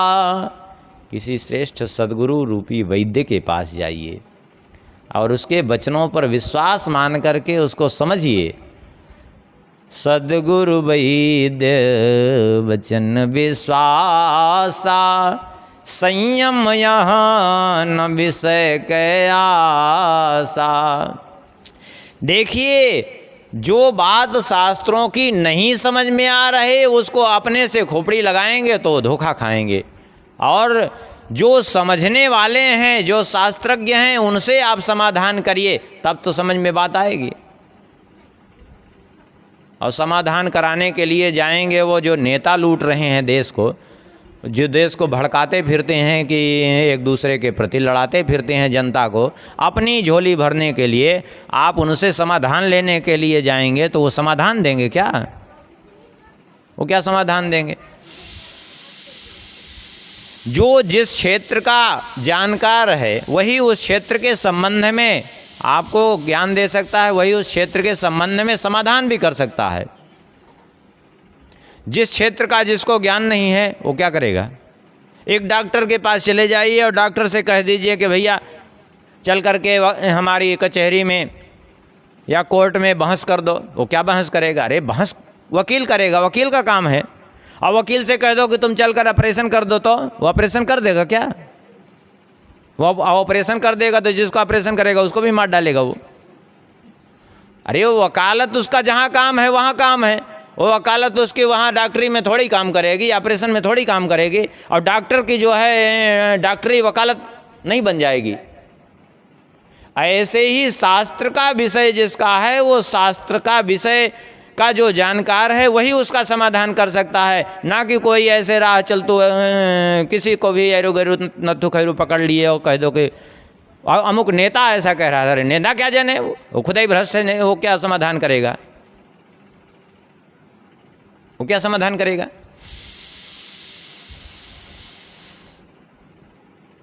इसलिए शास्त्र की बात जो नहीं समझ में आ रहे हैं उसमें अश्रद्धा करने की ज़रूरत नहीं है, उसको समझने का प्रयास करें। कहीं एक जगह गए, नहीं समझ में आई तो किसी ऐसे व्यक्ति को ढूंढिए कि जो वास्तव में जिसको शास्त्र का बोध हो, तब वो समाधान होगा। ऐसे नहीं समाधान होगा, नहीं तो मनमाना कुछ भी लोग बोलेंगे। इसलिए किसी भी तरह से देखा जाए तो ये चीर हरण वाली उसमें कोई दोष है नहीं। ये दोष तो अपनी खोपड़ी से लोग, ये उनकी अपनी खोपड़ी की उपज है। क्यों? क्या समाधान करेंगे ऐसे मूर्ख लोग जो स्वयं ही उस रोग के ग्रस्त हैं? भगवान के संबंध को, गोपियों के संबंध को वे लोग क्या जानेंगे जो जिनका जीवन ही जो है परस्त्री के पीछे भटक रहा है, वो क्या दूसरे का चरित्र समझेंगे। इसलिए समझने की बात है। आगे वर्णन करते हैं भगवान श्री सुखदेव जी। एक बार की बात है, भगवान श्री कृष्ण बलराम जी गैया चराते हुए ग्वाल बालों के साथ दूसरी ओर निकल गए। सब ग्वाल बाल भूख से विकल हो गए। ग्वाल बालों ने कहा कि भूख बहुत लग गई है, हम लोग आज दूसरी ओर आ गए हैं। जिधर हम रोज़ जाते थे उधर होते तो कम से कम गोपियाँ कुछ भोजन ही पहुँचा देती। अब आज ऐसी जगह हम लोग आ गए हैं कि गोपियाँ ढूंढेंगी भी तो हम लोग नहीं मिलेंगे उनको। अब भूखे हैं तो कोई उपाय करिए, भूख हम लोगों की नष्ट हो। भगवान ने कहा एक उपाय है हमारे पास, यहाँ से कुछ दूर ब्राह्मण लोग यज्ञ कर रहे हैं, आप उनके घर पर चले जाइए, उनके यहाँ से भोजन ले आइए। ग्वाल बालों ने कहा ठीक है। ग्वाल बाल गए, वो ब्राह्मण लोग यज्ञ कर रहे थे। जा कर के वहीं यज्ञशाला के बाहर से साष्टांग प्रणाम किया और कहा, हे भूमिदेवा शृणुत कृष्णस्यादेश कारणा प्राप्तान जानीत भद्रम वो गोपान नो रामचोदितान। हम श्री कृष्ण बलराम जी की प्रेरणा से यहाँ आए हैं, आपके पास कुछ भोजन हो तो हमें दे दीजिए, हम लोग भूखे हुए हैं, इसलिए हम लोग भोजन के लिए आए हैं, कुछ दे दीजिए। अब ग्वाल बालों ने कहा, अब वो ब्राह्मण लोग हवन कर रहे थे, उन्होंने कोई उत्तर नहीं दिया, चले आए लौट करके। भगवान से कहा कि उन्होंने तो कुछ उत्तर ही नहीं दिया। भगवान ने कहा तुम लोग गए कहाँ? बोले यज्ञशाला में गए, वो ब्राह्मण लोग थे। भगवान ने कहा हमने तुमसे क्या कहा था? बोले कहा था ब्राह्मणों के यहाँ जाओ, उनके यहाँ। भगवान ने कहा हमने उनके घर पे जाने के लिए कहा था, ना कि जो है यज्ञशाला में। वो ये ब्राह्मण लोग क्या देंगे? भोजन देना किसका काम है? तुम लोग ब्राह्मण पत्नियों के पास जाओ ना। तो गए, गत्वाथ पत्नी शालायाम दृष्ट्वा सीना स्वलंकृता। अब यहाँ ध्यान दीजिए, इस बात को अब परसों समझाएंगे। वहाँ ब्राह्मणों की पत्नियाँ नहीं थी यज्ञशाला में। क्यों नहीं थी ये परसों समझाएंगे कथा में, अभी थोड़ा समय नहीं है। वहाँ यज्ञशाला में ब्राह्मण पत्नियाँ एक भी नहीं थी, यदि होती तो पहले ही भोजन लेके चली आती। लेकिन फिर गए कहाँ? गत्वाथ पत्नी शालायाम दृष्ट्वा सीना स्वलंकृता नत्वा द्विज सतीर्गोपा प्रसृता इदमब्रुवन्। पत्नी शाला में गए। पत्नी शाला का यहाँ तात्पर्य क्या है?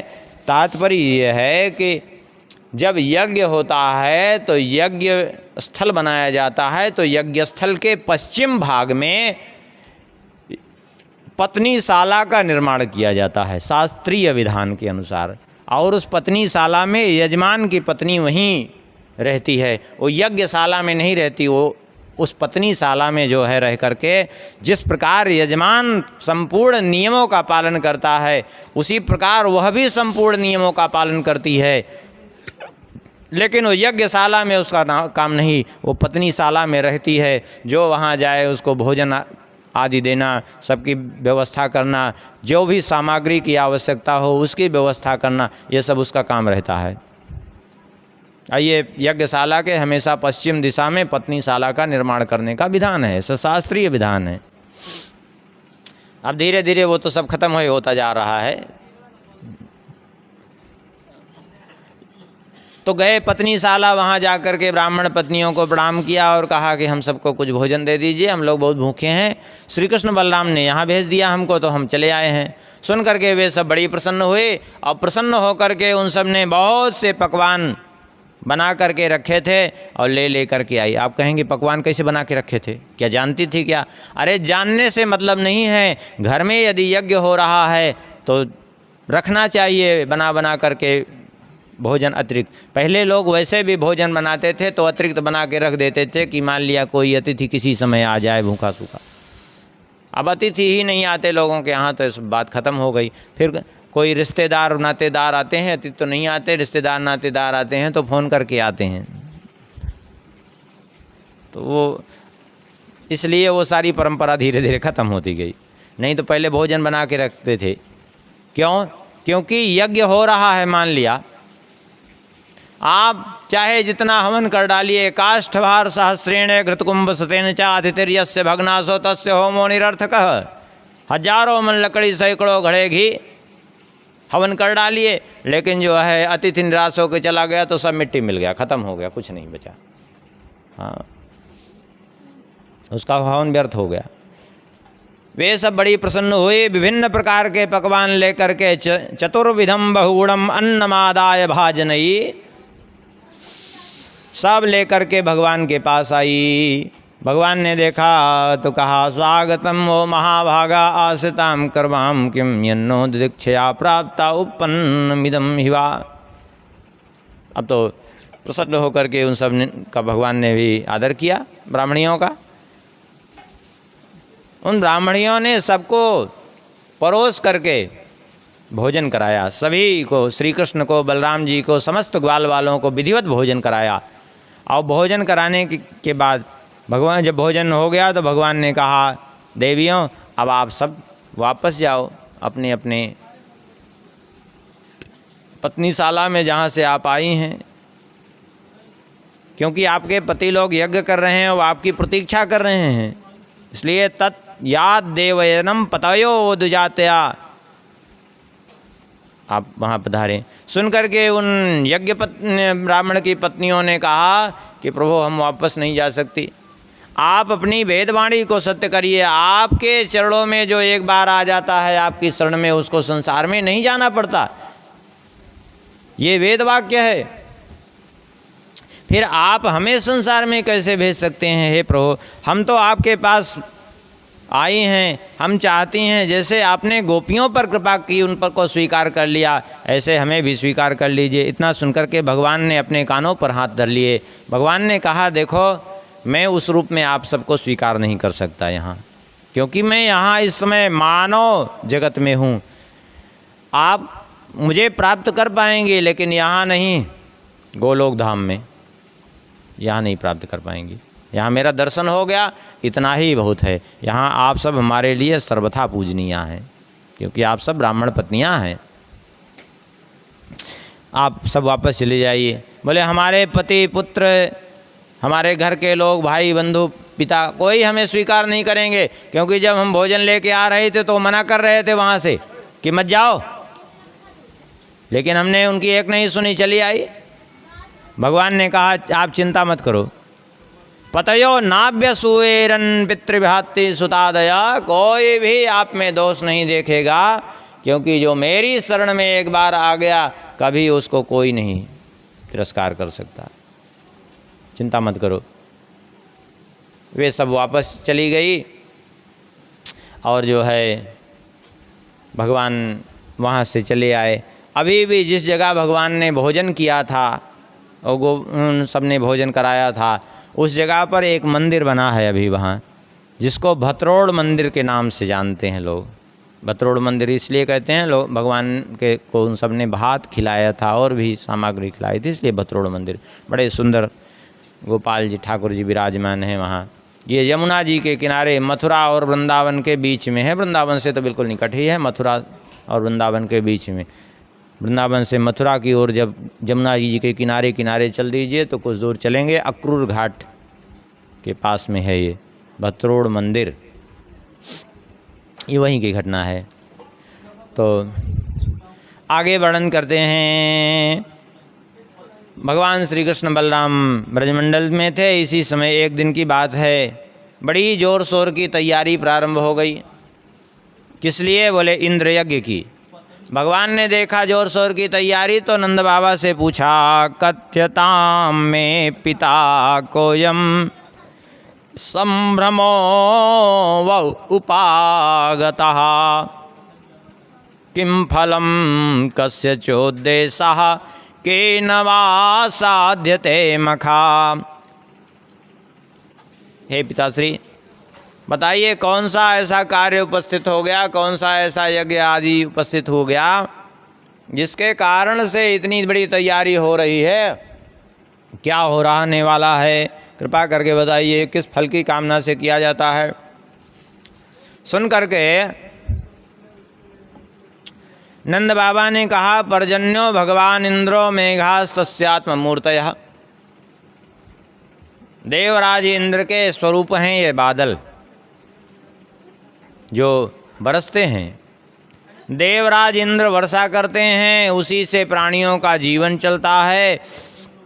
इसीलिए हम लोग वर्ष में एक बार देवराज इंद्र का पूजन करते हैं। इसी समय कार्तिक का महीना था, हम लोग देवराज इंद्र का पूजन करेंगे, इसीलिए तैयारी हो रही है। भगवान देवराज इंद्र का अभिमान चूर्ण करना चाहते थे, क्योंकि देवराज इंद्र को अभिमान हो गया था। वो ये सोच बैठे थे कि हम ही भगवान हो गए हैं।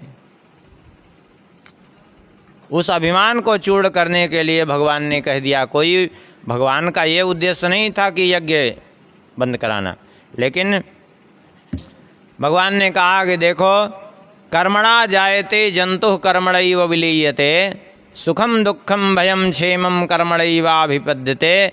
मनुष्य अपने कर्म से जन्म लेता है, अपने कर्म से ही मृत्यु को प्राप्त करता है, अपने ही कर्म से सुख और दुख भोगता है। आजकल लोग कहते हैं हम नहीं मानते जन्म मृत्यु। अच्छा, जो नहीं मानते जरा विचार करिए। जो कहते हैं हम नहीं मानते, ठीक है आप नहीं मानते, तो ये बताइए कि जब नहीं मानते तो एक व्यक्ति इतना सुखी है, दूसरा दुखी क्यों है? एक व्यक्ति धनवान है, दूसरा निर्धन क्यों है? एक व्यक्ति है कि वो खूब मेहनत किया और मेहनत करने के बाद भी किसी तरह उसका काम चल रहा है, अच्छी तरह से पढ़ा लिखा, मेहनत किया, फिर भी 10,000 15,000 रुपया की नौकरी कर रहा है, 20,000 की नौकरी कर रहा है। और दूसरा बिना पढ़े लिखे, जिसको बोलने का भी ढंग नहीं है, उसको कोई लिख करके देता है तो भी एक एक शब्द बोल, हिंदी भी नहीं बोल पाता, और संसद भवन में बैठ के शासन करता है। अब बताओ क्या है ये? कौन पहुंचाया उसको संसद भवन को, उस मूर्ख को? बोले उसके भाग्य ने पहुंचाया। कैसे? बोले पूर्व जन्म का प्रारब्ध उसका है। और इतना पढ़ने लिखने के बाद वो क्यों धक्के खा रहा है? क्योंकि पूर्व जन्म का प्रारब्ध है। जब तक स्वीकार नहीं करेंगे तब तक इसका समाधान नहीं। ये जो लोग नास्तिक होते हैं, मानते नहीं, वास्तव में इनके पास समाधान कुछ नहीं होता। ऊपर से पक पक पक पक चाहे जितना बके, बकने का कोई मतलब नहीं, उसका कोई पैसा थोड़ी लगता है, कुछ भी बोलो। लेकिन सही बात तो यही है कि जब तक उसको मानेंगे नहीं तब तक ये घटित ही नहीं होगा। इसलिए जो है वो मानना ही पड़ेगा पुनर्जन्म के सिद्धांत को। एक ही बाप के कई संतान और सबका भाग्य अलग अलग, सबके गुण अलग अलग, सबका स्वभाव अलग अलग। किसने बनाया? कैसे बनाओ? बोले पूर्व जन्म के स्वभाव के अनुसार बना। उन्हीं पुलस्त्य जी के पुत्र रावण और उन्हीं का पुत्र विभीषण, कितना अंतर। एक परम धार्मिक जो वरदान में ब्रह्मा जी से ये मांग रहे हैं कि यही वरदान दीजिए कि किसी भी परिस्थिति में अपने धर्म से मैं विचलित न होऊं, और दूसरे रावण वो सीधा धर्म विपरीत ही करने के लिए जो है तैयार है। अब बताओ, एक ही बाप की संतान है कि नहीं है? क्यों इतना अंतर? क्योंकि पूर्व जन्म से उसका संबंध जुड़ा हुआ है, उसको कोई नहीं बदल सकता। यही बात भगवान ने कहा, कर्मणा जायते जंतु कर्मणैव विलीयते, सुखम दुखम भयम क्षेमम कर्मणैवाभिपद्यते। मनुष्य अपने ही कर्म से जन्म लेता है, अपने ही कर्म से मृत्यु और सुख दुख को प्राप्त करता है। इसमें इंद्र का क्या प्रयोजन है?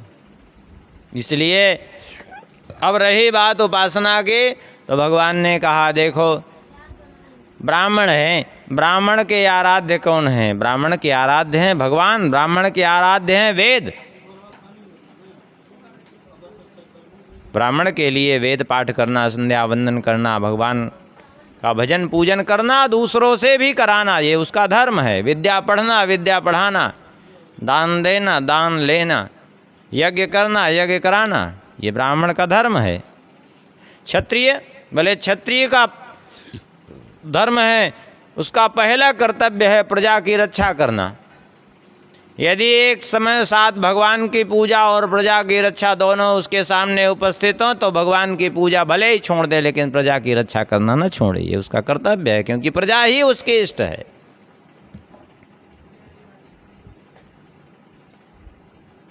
भगवान ने कहा वैश्य का कर्तव्य है न्याय पूर्वक धन अर्जन करना, और धन केवल अपने जेब में भरना नहीं, बल्कि जगत के जीवों का ध्यान रखना, उससे उनका सहयोग करना, ये उसका धर्म है।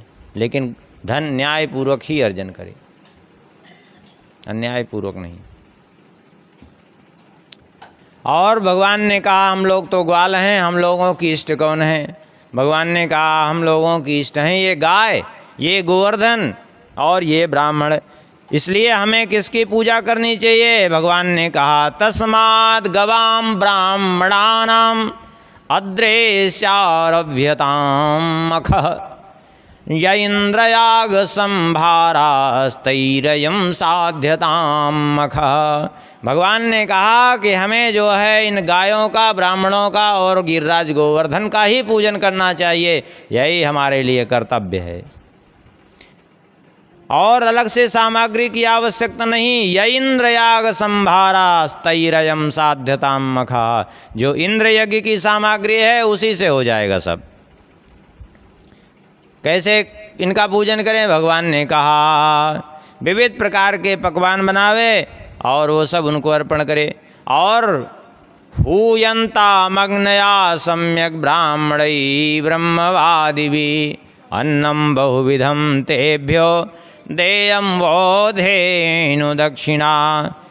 वेदज्ञ ब्राह्मणों के द्वारा अग्नि में आहुति दिलावे। हूयन्ताम अग्नयः सम्यक् ब्राह्मणैः ब्रह्मवादिभिः, वेदवादी ब्राह्मणों के द्वारा अग्नि में आहुति दिलावे, बढ़िया उनको भगवान को भोग अर्पण करके ब्राह्मणों को भोजन करावे, गौओं को खूब विधिवत जो है चारा खिलावे, और उसके बाद अन्येभ्यश्चास्त्व चांडाल पतितेभ्यो यथार्हतः, उसके बाद जितने लोग हों सबको भोजन करावे वहाँ, चाहे वो चांडाल ही क्यों न हो, चाहे वो कुत्ते ही क्यों न हो, किसी को भूखा रखने की जरूरत नहीं, सबको भोजन दे, सबको भगवान का प्रसाद वितरण करे, विधिवत भरपेट सबको भोजन करावे, इस प्रकार से पूजन करे। यदि ऐसा होगा और क्या करे? बोले प्रदक्षिणम च कुरुत गो विप्रानल पर्वतम, और परिक्रमा करे किसकी? गो विप्रानल पर्वतम, गाय ब्राह्मण अग्नि और पर्वत गिरिराज की परिक्रमा करे। ऐसा यदि यज्ञ हो तो मुझे भी प्रिय है, ये गैयों की भी इससे प्रसन्नता होगी और ये गिरिराज गोवर्धन भी प्रसन्न हो जाएंगे। इस प्रकार से भगवान ने उपदेश दिया, ग्वाल वालों ने उसी तरह से करना प्रारंभ कर दिया। साहब पहुँचे जब भगवान को भोग लगाया वहाँ गिरिराज जी को, तो भगवान ने गोपों के विश्वास के लिए क्या किया? बोले कृष्णस्त्वन्यतमं रूपम गोप विश्रम्भणं गतः शैलोस्मीति ब्रुवन् भूरि बलिमादद बृहद बपुः। भगवान गोपों को विश्वास दिलाने के लिए एक विशाल स्वरूप में गिरिराज गोवर्धन के ऊपर प्रकट हो गए। अब प्रकट होकर के भगवान ने कहा शैलोस्मि, मैं ही पर्वतराज हूँ, मैं ही गिरिराज हूँ, कह करके बलिमादद बृहद बपुः, विशाल रूप से भगवान ने जो कुछ भी भोग अर्पण किया गया था बलिम आदत, उसको ग्रहण कर लिया। बलि का मतलब पशु मारना नहीं, बलि का मतलब कोई भी समर्पित वस्तु। बलिम आदत बृहद बपुः। सबको देख करके गोप गोपियों को बड़ा आश्चर्य हुआ, हमने इतने दिन इंद्र की पूजा की कभी दर्शन तक नहीं हुआ, ये देखो पहली बार में ही गिरिराज जी ने दर्शन दिया। सब विश्वास हुए गिरिराज जी की जय जयकार करते हुए सब अपने घर लौट गए। इधर देवराज इंद्र को पता चला तो क्रोध में आग बबूले हो गए, वाह हमारा ही यज्ञ बंद करा दिया। किसके भरोसे? कृष्णम मर्त्यमुपासित्य ये चक्रुर्देव हेलनम, एक मनुष्य बालक कृष्ण के कहने से मेरा यज्ञ बंद कराया। अब देखो, अब इनको मनुष्य दिखने लगे। जब विपत्ति आती है तो भगवान दिखते हैं, अब मनुष्य दिख रहे हैं। और सांवर्तक नाम के मेघों को बुला करके आज्ञा दे दी। ये सांवर्तक मेघ हमेशा नहीं बरसते, एक बात समझ लीजिए। ये सांवर्तक मेघ बरसते हैं केवल प्रलय काल में, लेकिन इनको आज्ञा दे दी, जाओ सारे ब्रजमंडल को बहा दो। आप कहेंगे सांवर्तक मेघ, ये मेघों का एक गण होता है सांवर्तक, इनको बांध करके रखा जाता है इन मेघ गणों को।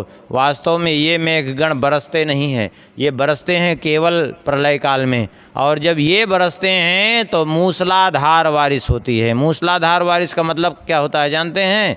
मूसलाधार बारिश का मतलब होता है मूसल के जैसे मोटी मोटी धाराएं, हाथी के सूंड की जैसी स्थूला स्थूणा वर्षधारा, हाथी के सूंड की जैसी मोटी मोटी धाराएं उस समय गिरने लगती हैं जब सांवर्तक मेघ बरसते हैं। लेकिन ये बरसते प्रलय के अंत में ही, प्रलय काल में ही हैं, और उस समय 100 वर्ष तक लगातार बरसते हैं ये।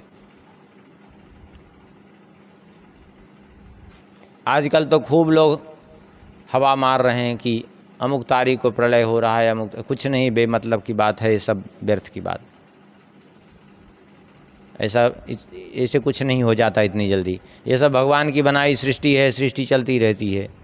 कभी ज़्यादा पाप बढ़ता है, कभी कम, तो भगवान किसी न किसी को ऐसे भेजते रहते हैं इस सृष्टि का संतुलन करने के लिए।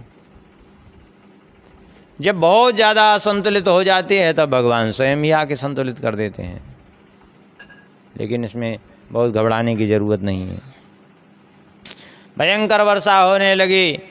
कार्तिक का महीना था, कार्तिक बीत रहा था उस समय, क्योंकि कार्तिक कृष्ण शुक्ल पक्ष प्रतिपदा के दिन ये पूजन हुआ था गोवर्धन जी का।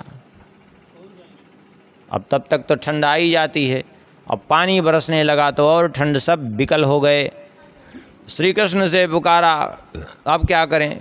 इंद्र तो कुपित हो गए, क्योंकि ऐसी वर्षा कभी होती नहीं थी जैसी वर्षा हो रही। भगवान ने कहा चिंता मत करो, चलो अभी जो है गोवर्धन जी जिनकी पूजा की है वही रक्षा करेंगे।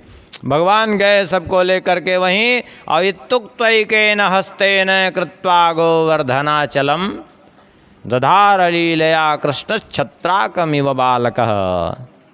जैसे कोई बालक छोटा सा कुकुर मुत्ते के छत्ते को उठा करके धारण कर ले बिना किसी परिश्रम के, ऐसे ही भगवान ने क्या किया? इत्युक्तैकेन हस्तेन कृत्वा गोवर्धनाचलम, एक हाथ से गोवर्धन को उठा करके अपनी एक कनिष्ठ का उंगली पर धारण कर लिया भगवान ने, बाएं हाथ में। और भगवान ने कहा चिंता मत करो सब लोग, अथाह भगवान गोपान हेमवता तब्रजौकसा, सब लोग आ जाओ अंदर, गिरिराज जी के इस गड्ढे में, गर्त में सब लोग आ जाओ, घबराने की ज़रूरत नहीं है। सब गए तो भयभीत हो रहे थे कि कहीं ये पर्वत न गिर जाए। भगवान ने कहा नत्रास ही वह कार्यो मद हस्त्राद्रि निपातने, आप लोग मत घबराइए कि ये मेरे हाथ से गिर जाएंगे, बिल्कुल नहीं गिरेंगे। यहाँ तो वर्णन नहीं है, गर्ग संहिता में वर्णन किया है श्री नारद जी ने राजा बहुलास्व से। नारद जी कहते हैं ग्वाल बाल जो है फटाफट अपनी अपनी लठिया लगा के खड़े हो गए, बोले हम भी तुम्हारी सहायता करते हैं, थामे हैं। और काफ़ी समय जब बीतने लगा तो ग्वाल वालों ने कहा कन्हैया तुम थोड़ा विश्राम कर लो, सो जाओ, हम थामे हैं लठिया लगा के। भगवान ने कहा लठिया तुम्हारी रुकने वाले नहीं है। अरे बोले नहीं, तुम अपने ही को बलवान से खाली समझ रहे हो क्या? हम भी तो हैं, लठिया लगाए हैं। भगवान ने कहा हमको विश्वास नहीं है। थोड़ी सी उंगली नीचे ज्यों ज्यों करने लगे वो पट सारी लठिया टूट गई। भगवान ने कहा देख, ग्वाल वालों ने कहा अरे बचाओ। भगवान ने कहा चिंता मत करो, गिरेंगे नहीं, ये तो हम थोड़ा सा हाथ नीचे किए तो नीचे आ गए, ऊपर कर लेंगे तो ऊपर चले जाएंगे, घबराओ नहीं है। तो ऊपर कर लिया। भगवान ने कहा घबराने की ज़रूरत नहीं, आराम से रहो। और भगवान की इच्छा से वहीं अंदर घास प्रकट हो गई। इतनी गोपियाँ, गौएं, ग्वाल सब वहीं इकट्ठे हो गए 7 कोस के गोवर्धन में। यद्यपि बहुत गैयाँ थी, ग्वाल थे, गोपियाँ, लेकिन सब कैसे आ गए? बोले सब इसलिए आ गए कि भगवान हैं। भगवान तो संपूर्ण ब्रह्मांड को अपने भीतर समाहित कर सकते हैं, वो साक्षात भगवान हैं, उनको कोई आश्चर्य नहीं है। पानी बरस रहा था, भगवान का संकेत पा करके श्री बलराम जी ने शेष रूप से ऊपर घेरा बना लिया गोवर्धन के, कि जल नीचे ना आने पावे। और भगवान ने चक्र को ऊपर स्थापित कर दिया, चक्र ने सारा जल शोषण कर लिया। इसने उससे कल्प भेद से दो कथाएं प्राप्त होती हैं। किसी कल्प में अगस्त जी ने ये जल पिया है, किसी कल्प में चक्र सुदर्शन जी ने शोषण किया है जल का। दोनों ही प्रामाणिक कथाएं हैं, दोनों का ही प्रमाण शास्त्रों में प्राप्त होता है कल्प भेद से।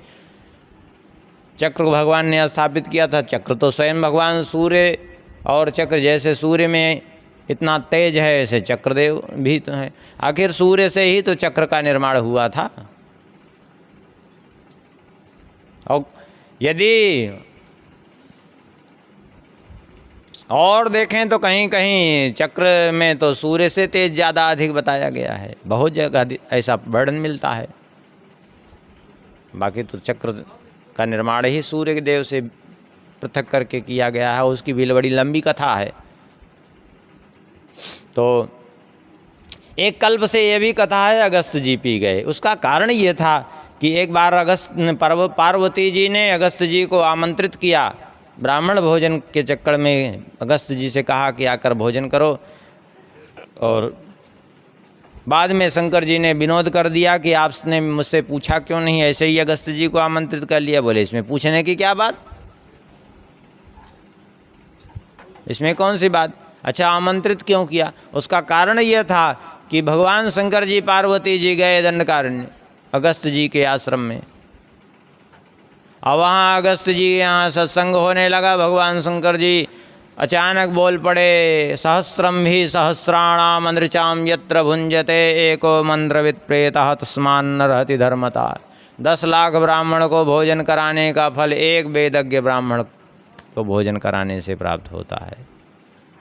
10 लाख जो वेद विहीन ब्राह्मण हैं उनको भोजन कराने का जितना फल, उतना एक वेदज्ञ ब्राह्मण को भोजन कराने से। सहस्रम ही सहस्राणाम अंध्रचाम यत्र भुंजते। सुनकर के पार्वती जी ने बीच में ही प्रश्न किया, अगर 100 ऐसे वेदज्ञ ब्राह्मणों को करावें? भगवान शंकर जी ने कहा, एक किसी वैष्णव वेदज्ञ ब्राह्मण को भोजन कराने से वही फल। बोले 100 ऐसे वैष्णव वेदज्ञ ब्राह्मणों को भोजन करावें तो? बोले एक अनुरागी भक्त को भोजन करा देने का वही फल। अच्छा, 100 अनुरागी भक्त? भगवान शंकर जी ने कहा 100 अनुरागी मिलेंगे नहीं आपको। कहाँ मिलेंगे, कहाँ ढूंढेंगे आप? चलते चलते अगस्त जी को निमंत्रित किया तो भगवान शंकर जी ने रास्ते में कह दिया कि हमसे पूछा नहीं आपने। अरे बोले पूछने की क्या ज़रूरत इसमें, आपने ही तो महिमा वर्णन की तो हमने कर दिया आमंत्रित।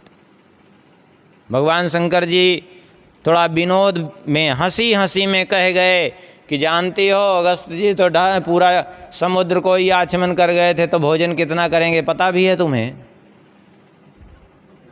पार्वती जी तो सुन के सन्न रह गई, बोले ये तो पता ही नहीं है।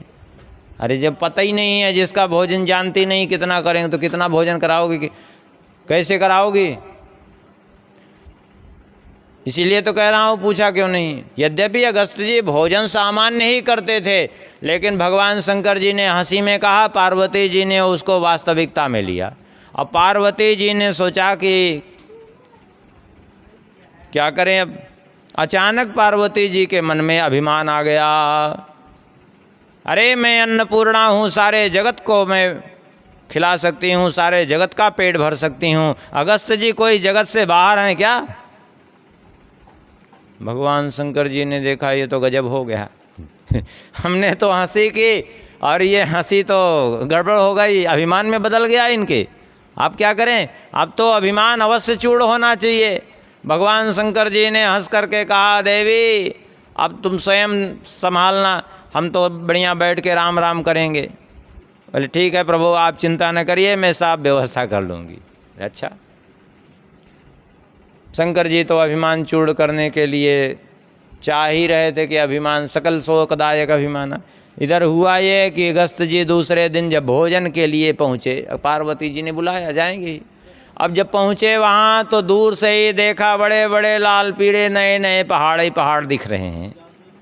भगवान अगस्त जी को लगा ये कौन सी समस्या भाई, ये पहाड़ तो कभी नहीं थे, हजारों पहाड़ नए नए कहाँ से प्रकट हो गए कैलाश के आसपास। जब निकट जा कर के देखा तो पहाड़ नहीं थे, वो पूड़ियों के पहाड़, कचौड़ियों के पहाड़, रसगुल्ला पेड़ा बर्फियों के पहाड़ लगे थे। अगस्त जी ने विचार किया कि सारे ब्रह्मांड को ही तो नहीं न्योता दे दिया पार्वती जी ने, इतना भोजन कैसे बनवा लिया इन्होंने। लेकिन वहाँ जा कर के देखा तो कोई नहीं दिखाई पड़ रहा है, केवल अकेले अगस्त जी। अगस्त जी ने विचार किया कि कुछ न कुछ तो गड़बड़ है। आखिर भोजन इतना, और भोजन करने वाले एक भी नहीं दिखाई पड़ रहे हैं, बात क्या है। अगस्त जी गए किनारे बैठ करके ध्यान लगा करके जब देखे तो सारा रहस्य उनको समझ में आया। ओहो, भगवान शंकर जी ने विनोद किया और ये तो सही सही समझी और उसी हिसाब से व्यवस्था कर बैठे, लेकिन एक तो गड़बड़ी होगा, ये अभिमान हो गया इनको। अभी क्या करें हम, ये कैसे हम भी धर्म संकट में फंसे, जगन माता का अभिमान हम दूर करें, कैसे संभव है ये। ध्यान लगा करके सीधा भगवान शंकर जी से संपर्क किया ध्यान में, बोले प्रभु ये कैसे धर्म संकट में हमको आपने फंसा दिया, हम ही मिले थे ये सब करने को। भगवान शंकर जी ने कहा चिंता मत करो, हम तुम्हारा साथ दे रहे हैं, तुम इनका अभिमान अवश्य दूर करो, क्योंकि अभिमान दूर होना अत्यंत अत्यंत आवश्यक है। भाई ठीक है, जैसी आपकी आज्ञा। अगस्त जी पहुँचे। अगस्त जी ने जा कर के पार्वती जी के सामने आवाज़ लगाई, भवति भिक्षाम दे। पार्वती जी आई, आकर के बढ़िया आसन पर बिठाया, अगस्त जी का चरण प्रक्षालन आदि हुआ, ला करके बस विशाल थाल रख दिया अगस्त जी के सामने भोजन के लिए। ला करके सारी वस्तुएं जितनी बनी थी, जितने पकवान बने थे, सब परोस से जाने लगे। जब सब परोस दिए तो भोजन कैसे करना चाहिए, भोजन करने की एक विधि है, मनमाना ऐसे कुछ भी नहीं है। लिखा है शास्त्रों में, सबसे पहले भोजन करने के लिए सबसे पहले आचमन करें। अब आचमन करने के बाद फिर प्राणाय स्वाहा, अपानाय स्वाहा, व्यानाय स्वाहा, उदानाय स्वाहा, समानाय स्वाहा। 5 ग्रास मुख में डाले जो बेर से अधिक न हो, 1 बेर के बराबर से, और पुनः आचमन करे। इसके बाद फिर भोजन करे, ये शास्त्रीय विधि है। गोस्वामी जी ने यही बात तो कही, पंच कवल करी जेवन लागे। गोस्वामी जी ने कुछ नहीं छोड़ा है मानस में, लेकिन गोस्वामी जी का मानस जितना सरल दिखता है उतना सरल नहीं है। गोस्वामी जी के मानस को समझने के लिए दूसरे ग्रंथों का अध्ययन करना पड़ेगा। हाँ, क्योंकि नाना पुराण निगमागम सम्मतम यद रामायणे निगदितम क्वचिदन्य तो भी, विभिन्न ग्रंथों से लिया है गोस्वामी जी ने। अब तो भोजन करने लगे, परिणाम ये हुआ कि धीरे धीरे अब जब जठराग्नि इनकी प्रदीप्त हो गई तो फिर हाथ लगाने की ज़रूरत नहीं, जितना भोजन थाल में आवे सीधा पेट में जाए। देखते देखते सारे के सारे पहाड़ साफ होने लगे धड़ाधड़।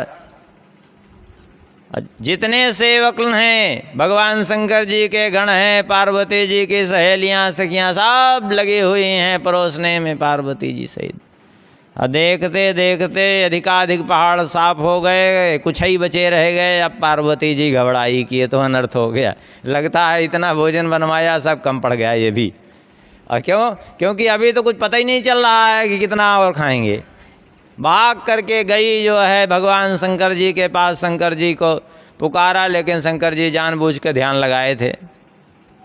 अब घबरा गई, ये तो अनर्थ हो गया, अब क्या करें, अब कोई उपाय नहीं, शंकर जी भी हमारी सहायता नहीं कर रहे हैं, वो ध्यान लगाए हैं, अब क्या करें। तो तुरंत नेत्र बंद करके नारायण को पुकारा, हे प्रभु आप सर्वविध उपाय हैं, कृपा करिए, अनर्थ हो गया नाथ, कृपा करिए, नहीं तो फिर आज तो बहुत बड़ा अनर्थ हो जाएगा। मुझे व्यर्थ का अभिमान हो गया था कि मैं अन्नपूर्णा हूँ, सारे जगत का भरण पोषण कर सकती हूँ। सत्य तो यही है कि जगत के पालन करता आप हो, आप बचाओ, नहीं तो कहीं के नहीं रहे। फिर जैसे ही ये प्रार्थना की वैसे ही सामने से आवाज आई, भवति भिक्षाम देहि। अरे शब्द सुना, जैसे ही पार्वती जी ने नेत्र खोला तो देखा एक ब्रह्मचारी जी खड़े हैं सामने, हाथ में एक भिक्षा पात्र भी है, कमंडल है, बगल में एक उसकी चटाई दबाए हुए हैं, बड़े तेजस्वी। वो कोई ब्रह्मचारी नहीं थे, स्वयं भगवान ही थे, ब्रह्मचारी का रूप धारण करके आए थे। पार्वती जी ने कहा ये तो बड़ी समस्या, अब क्या करें, इनको मना भी नहीं कर सकती भोजन के लिए, और भोजन के लिए आए हैं, और विचित्रता तो ये है उनसे भी तेजस्वी ये दिख रहे हैं। अब ये न जाने कितना भोजन करेंगे, और भोजन एक कोई पूरा नहीं हो पा रहा है। अब क्या करें, भगवान ने देखा कि ये तो पार्वती जी व्यथित हैं, ये समझ भी नहीं पा रहे हैं, अब क्या करें। तुरंत भगवान ने जाकर अगस्त जी के बगल अपना आसन बिछाया। अगस्त जी ने संकेत किया दूर जाने का, लेकिन भगवान कहाँ मानने वाले थे। तुरंत जो है बगल में आसन बिछाया, और वो जो परोसने के लिए लोग आ रहे थे उनसे कहा थोड़ा इधर भी दे दो, इस पात्र में भी, हमारे में भी थोड़ा डाल दो भाई सब चीज़। अब उसमें भी पड़ गया। भगवान ने भी वही आचमन किया और पाना चालू कर दिया। भगवान ने देखा उधर मामला तो सब साफ हो रहा है, थोड़ी अब तो अनर्थ हो जाएगा यदि आगे बढ़ा तो भगवान ने तुरंत आचमन कर दिया। भोजन के बाद जब आचमन कर दिया तो अगस्त जी ने भोजन बंद कर दिया। अगस्त जी ने कहा ये क्या किया आपने? अरे हमने पहले ही इशारा किया था यहाँ मत बैठो भोजन करने के लिए, यहाँ बैठे बगल में भोजन करने के लिए, उस पर भी बीच में ही आचमन करके बैठ गए, ये कोई तरीका है? अरे भोजन करते समय नियम है कि अगर बीच में कोई उठ जाए, पंक्ति बैठी हो बीच में कोई उठ जाए अथवा बगल में ही कोई आचमन कर दे, पंगत करना बंद करके आचमन कर दे, तो सारा दूसरे का भोजन भी जूठा माना जाता है, वो फिर भोजन नहीं करना चाहिए। अरे कम से कम हमको जल तो पी लेने दिए होते, अभी जल तक नहीं पिए आचमन करके बैठ गए आप। भगवान ने अपने स्वरूप में दर्शन दिया। बोले अगस्त जी एक बात आप भूल गए हो। बोले क्या बात? आप प्रभु यहाँ? बोले हाँ। अब क्या करें, हमको आना ही पड़ा, आना ही पड़ा। लेकिन एक बात है, पार्वती जी आपके भोजन की व्यवस्था में इतनी तल्लीन थी कि जल की व्यवस्था करना भूल गई। आज इतना भोजन किए हो तो जल उसी हिसाब से चाहिए, लेकिन चिंता मत करो, भोजन करने के तुरंत बाद जल पीना अच्छा भी नहीं होता। एक काम करो, अब जल हम बाद में आपको पिलाएंगे। बोले कब? बोले चिंता मत करो, जब देवराज इंद्र वर्षा करेंगे ना तो आपको जैसे ही स्मरण करेंगे तुरंत उसी क्षण आ जाइएगा, गिरिराज पर्वत पर विराजमान हो जाइएगा, सारा जल पी लीजिएगा जितना देवराज इंद्र बरसाएंगे। तो अगस्त जी जितना जल देवराज इंद्र ने बरसाया सारा कहाँ गया? अगस्त जी के पेट में। और जब देवराज इंद्र ने देखा तो पूरा वहाँ धूल उड़ रही है, तो देवराज इंद्र का अभिमान चूड़ चूड़ हो गया। इस प्रकार से भगवान ने देवराज इंद्र का अभिमान चूड़ किया, सब अपने अपने स्थान को चले गए, वर्षा बंद हो गई। भगवान भी गिरिराज जी को वहीं ज्यों का त्यों स्थापित कर दिए। अब समय भी हो गया है, इसलिए कथा को भी यहीं विश्राम करते हैं। शेष भगवत कृपा से कल स्मरण करेंगे। कल के प्रसंग में श्री रुक्मिणी जी का विवाह भी होगा। और गोविंद जय जय गोपाल जय जय,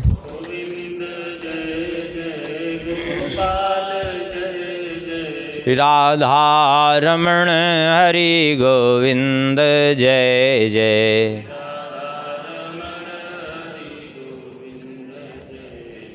श्री राम जय जय, रघुवीर जय जय,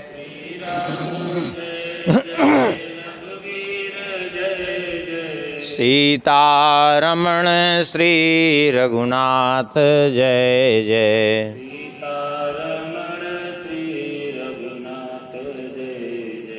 गोविंद जय जय गोपाल जय जय,